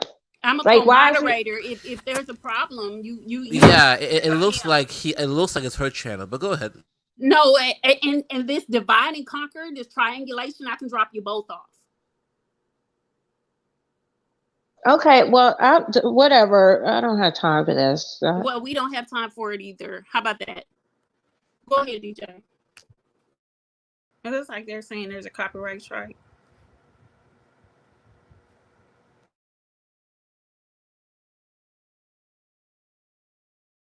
I'm sorry, what did you say? It looks like they're saying it was a copyright strike. We off? We off? Let me check.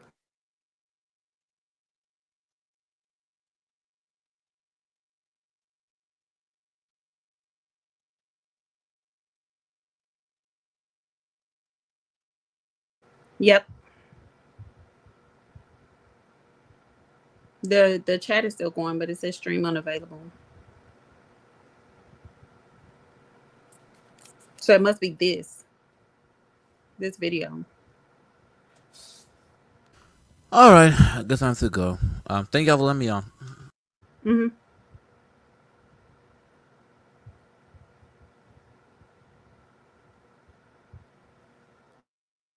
question is, it should be fine.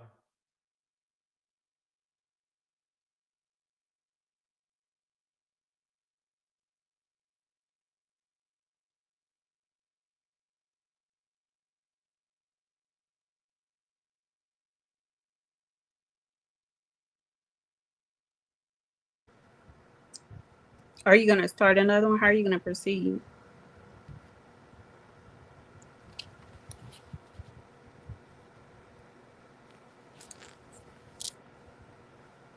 DJ. I mean, as far as the stream, yeah, I see it's down. So what do you want? I shut it down all the way. I'm trying to find out of what it is. Oh, okay.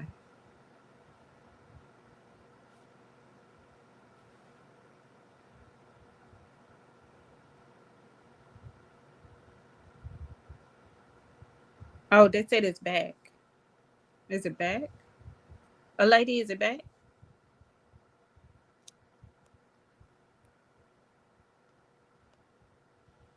A lady. As far as I mean, I don't know how to tell. I mean, we can still still moving. Yeah, it's back up. So it must have been that particular segment of the It must be this. I'm thinking it's this because it didn't go down until we started playing this. So it has to be this, DJ. What's for that? Thank you guys. Boomer and Big Cap. Thank you.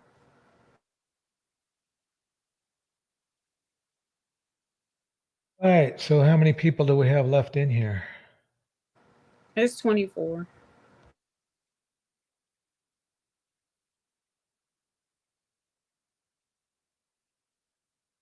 We could just summarize I anyway. got other stuff to do here, so just keep talking. I'll be Yeah, right. what she was essentially doing was negating the experiences of the other women that were on the panel, and a few of the Black women talked about their experiences and how they related to the topic. As the one lady that was getting ready to speak before we got cut off was Afro Latina, and she was talking about her experiences as a Afro Latina woman and saying that she couldn't just speak solely from a woman's perspective. And a lot of times when you have these conversations with people who aren't Black or clearly darker complected and clearly of Afro descent, they don't understand what you're saying because they don't have these bars that we have, or they don't run into these obstacles that we run into. And this was played solely for the perspective to show how tone deaf that this woman is, just how oblivious she is to everybody else's what's going on in everybody else's life. Like we saw how when she talked about the Me Too thing, how she Me Too the Black guy, her coach, but she's supposed to be the king of red pill and manosphere and not believe in Me Too, but she used it to her advantage as a white woman. She doesn't believe in Me Tooing, and she doesn't believe in using her privilege. But we saw her the other night when she was on, and she was talking about getting the doorman fired because he was talking to a woman that she didn't want in the building. So she's able to exercise these privileges when she wants to, but she's red pill and manosphere some type of way.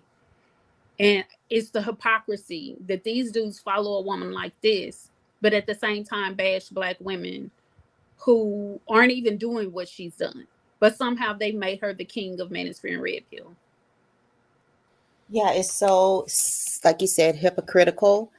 She's a Karen when she's harming them, but when she's espousing their views, she's their king. Exactly.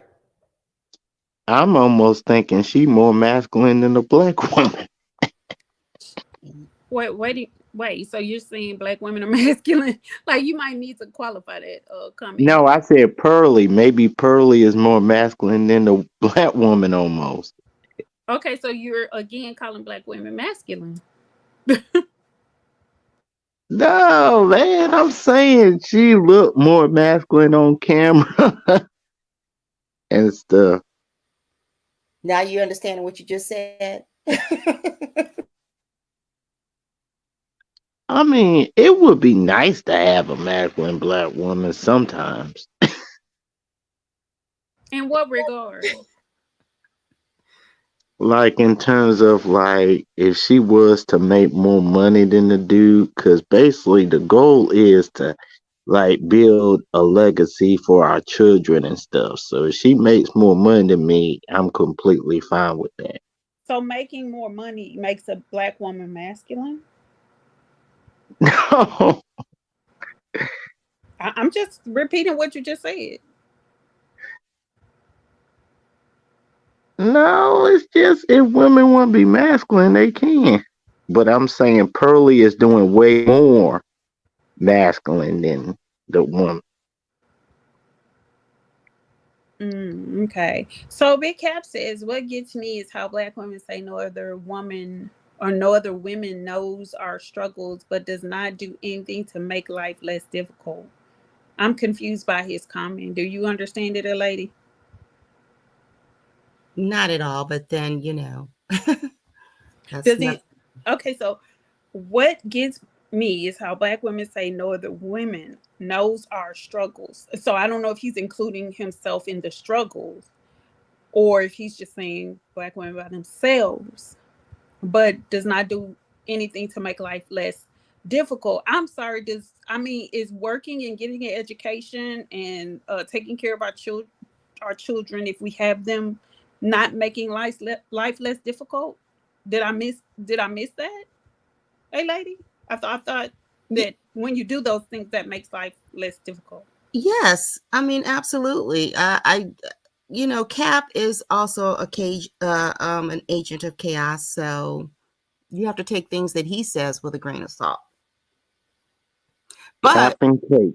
I will say to the comment that was made before that about the women being masculine if they make more money. So if you're both working in McDonald's and she gets a promotion to fries and you're still flipping burgers, that makes her more masculine? I don't think so. That is a MammieSphere mindset, but I do understand what the young man meant. I think that that is not that is not what masculine is. Masculine is not determined by how much money you earn.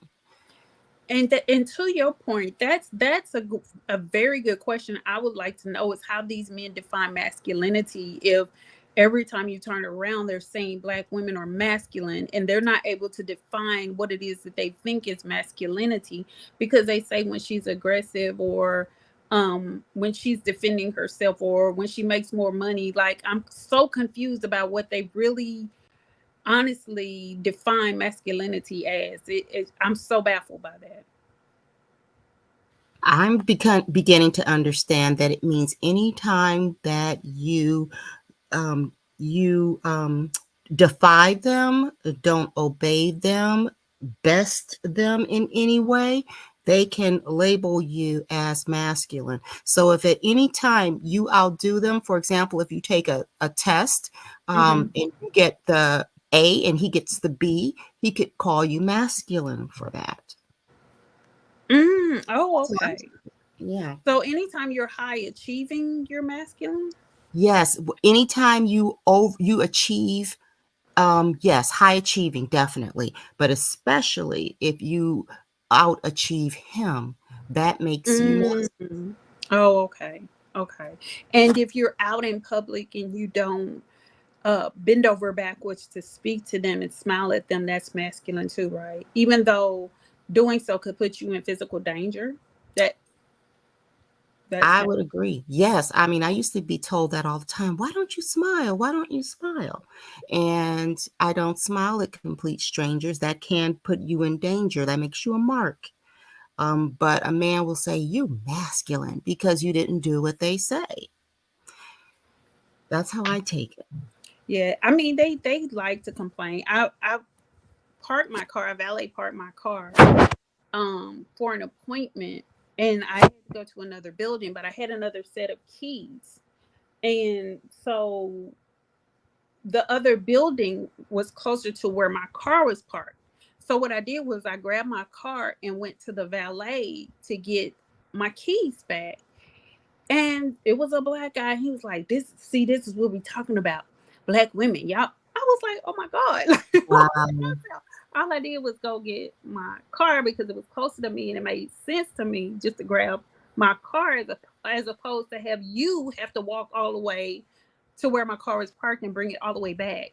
Like, what sense would that have made? I was being logical and he was being emotional as far as I'm concerned. But he made it a big deal about the key thing. And so in my mind, I said, okay, you can react one or two ways. You can say something to him, defending yourself, which is not going to go well, or just say thank you and drive away. And that's what I did. I just said, well, thank you, and drove away, because there was a no-win situation. Because if you argue with them about what you were not trying to do, you're seen as masculine, because he already determined in his mind that you're masculine for just going to get your car when it was closer to you. Yeah, they have made up in their minds that you guys were naming off the list of things that they want us to be aware of and careful of, and that's just one more thing. So this whole masculine thing, anytime you are an achiever and they want to put that label of masculine on us, it's a detriment to them, and to us and to society period. But here's the thing. If that makes me masculine, that makes him feminine. So if I were a man, I wouldn't call a woman masculine because it means you're feminine. Right. So that's the alternative to me. And it's what Venus said: broken egos and fragile.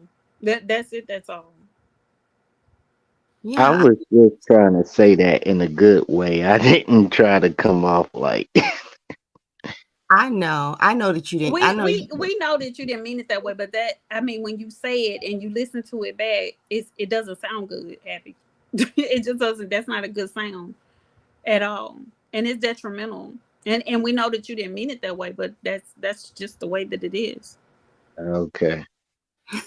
You're a good sport. No, I was just trying to save it in a positive light, but then I just messed up somehow. I appreciate your honesty. I know exactly what you were saying, what you were doing. You're saying she is seems to be masculine in the MammieSphere mindset. That wasn't a display of what masculine would be. And you see that her doing that more so than Black women at that point. I think you meant something like that. So I get Yeah. it. In their mindset, that's definitely what you would think they would call masculine, but because she is a white woman, she gets a pass. I don't know if they call her feminine. I haven't heard anyone say, wow, she's so fit and feminine. I don't know. Has anybody heard them say that she is what they want to see in a woman? I don't know about that. I mean, Chester does, but you know, we can take that as with a grain of salt, given his past proclivities for women. Right. She does kind of fit into, we know he likes a certain type of woman. She kind of fits into that role. Chester, come on up, man. I want to wait for you before I play this video with your girl in it.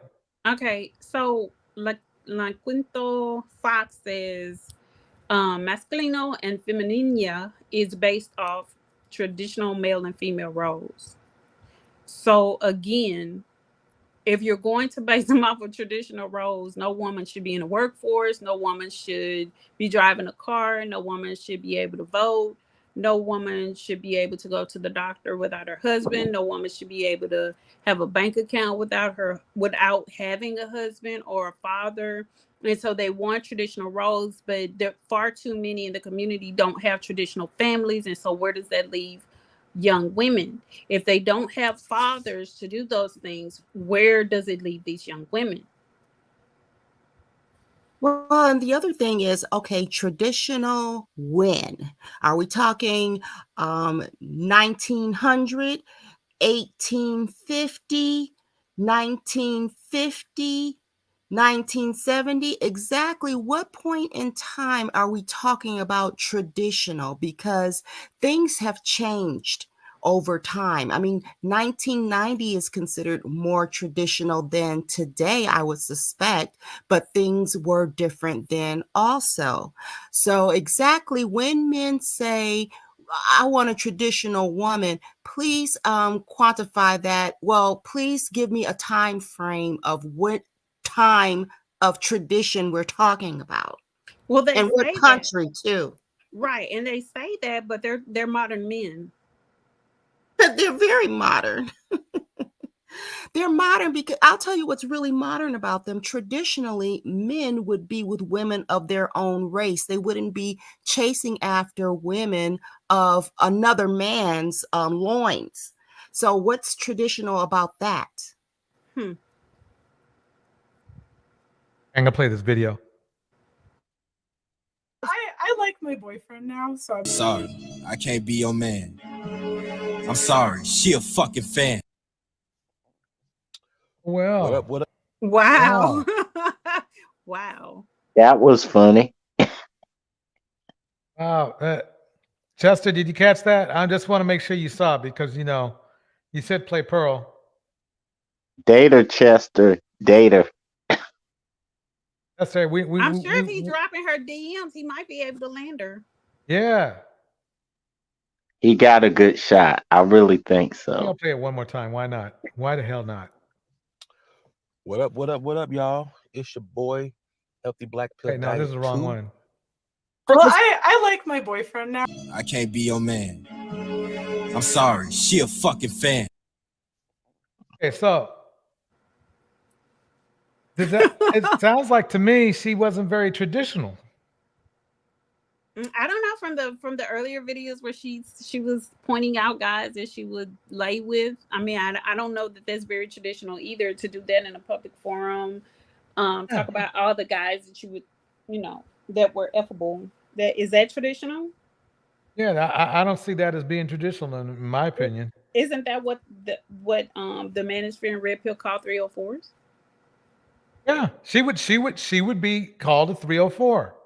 Because obviously, if she was calling dude her boyfriend, though he made it clear he was not, that's what she would call a 304. Oh, May said she actually took him to live in her dad's house like a stray dog. Really? Wait, that guy who in the hoodie was May's man? Yeah, I mean not May. I'm sorry, I don't mean May. Pearly. Pearly's man. Yeah. Oh my gosh. That's Pearly's man. He chose wrong. I guess she chose wrong, huh? Good point. No, he Good chose point, Happy wrong. Life. He chose wrong. This is I like La Quinto's comment. I never said it made any sense, and I don't agree with it. But in my house, hold what I say is the bottom line, unless what my wife says makes more sense and would lead to a better outcome. And to me, that, and I know people get on me, but to me, that is the form of submission that I can deal with. Is that what you say is final, but my ideas are considered, and if they're better, you go with them. But you are the ultimate decision maker, and the thing about what these men don't understand is when you're the ultimate decision maker, guess what? You don't get to do. You never get to defer responsibility to your wife. Never. You never get to defer responsibility to the woman that is submitting to you. Never. But these men will do that time and time and time again because they don't understand what true submission is, and they don't understand the responsibility that it holds. And that's why most women will never submit to these kinds of guys. I mean, it makes them seem, don't they hear themselves? It sounds so weaselly. Like everything that's going wrong is because of women, but we're in charge and we're the men. Right. It was so refreshing to hear Aiko say that. It was like, oh my God, that's what I keep saying. But to hear a man say it, because it makes sense. It's like, how do you keep deferring responsibility onto who you consider is the weaker vessel? Like, how do you keep doing that, but then think that you're still some type of masculine man when everything you say defers to her? It's her fault she got pregnant. It's never your fault that you didn't wear a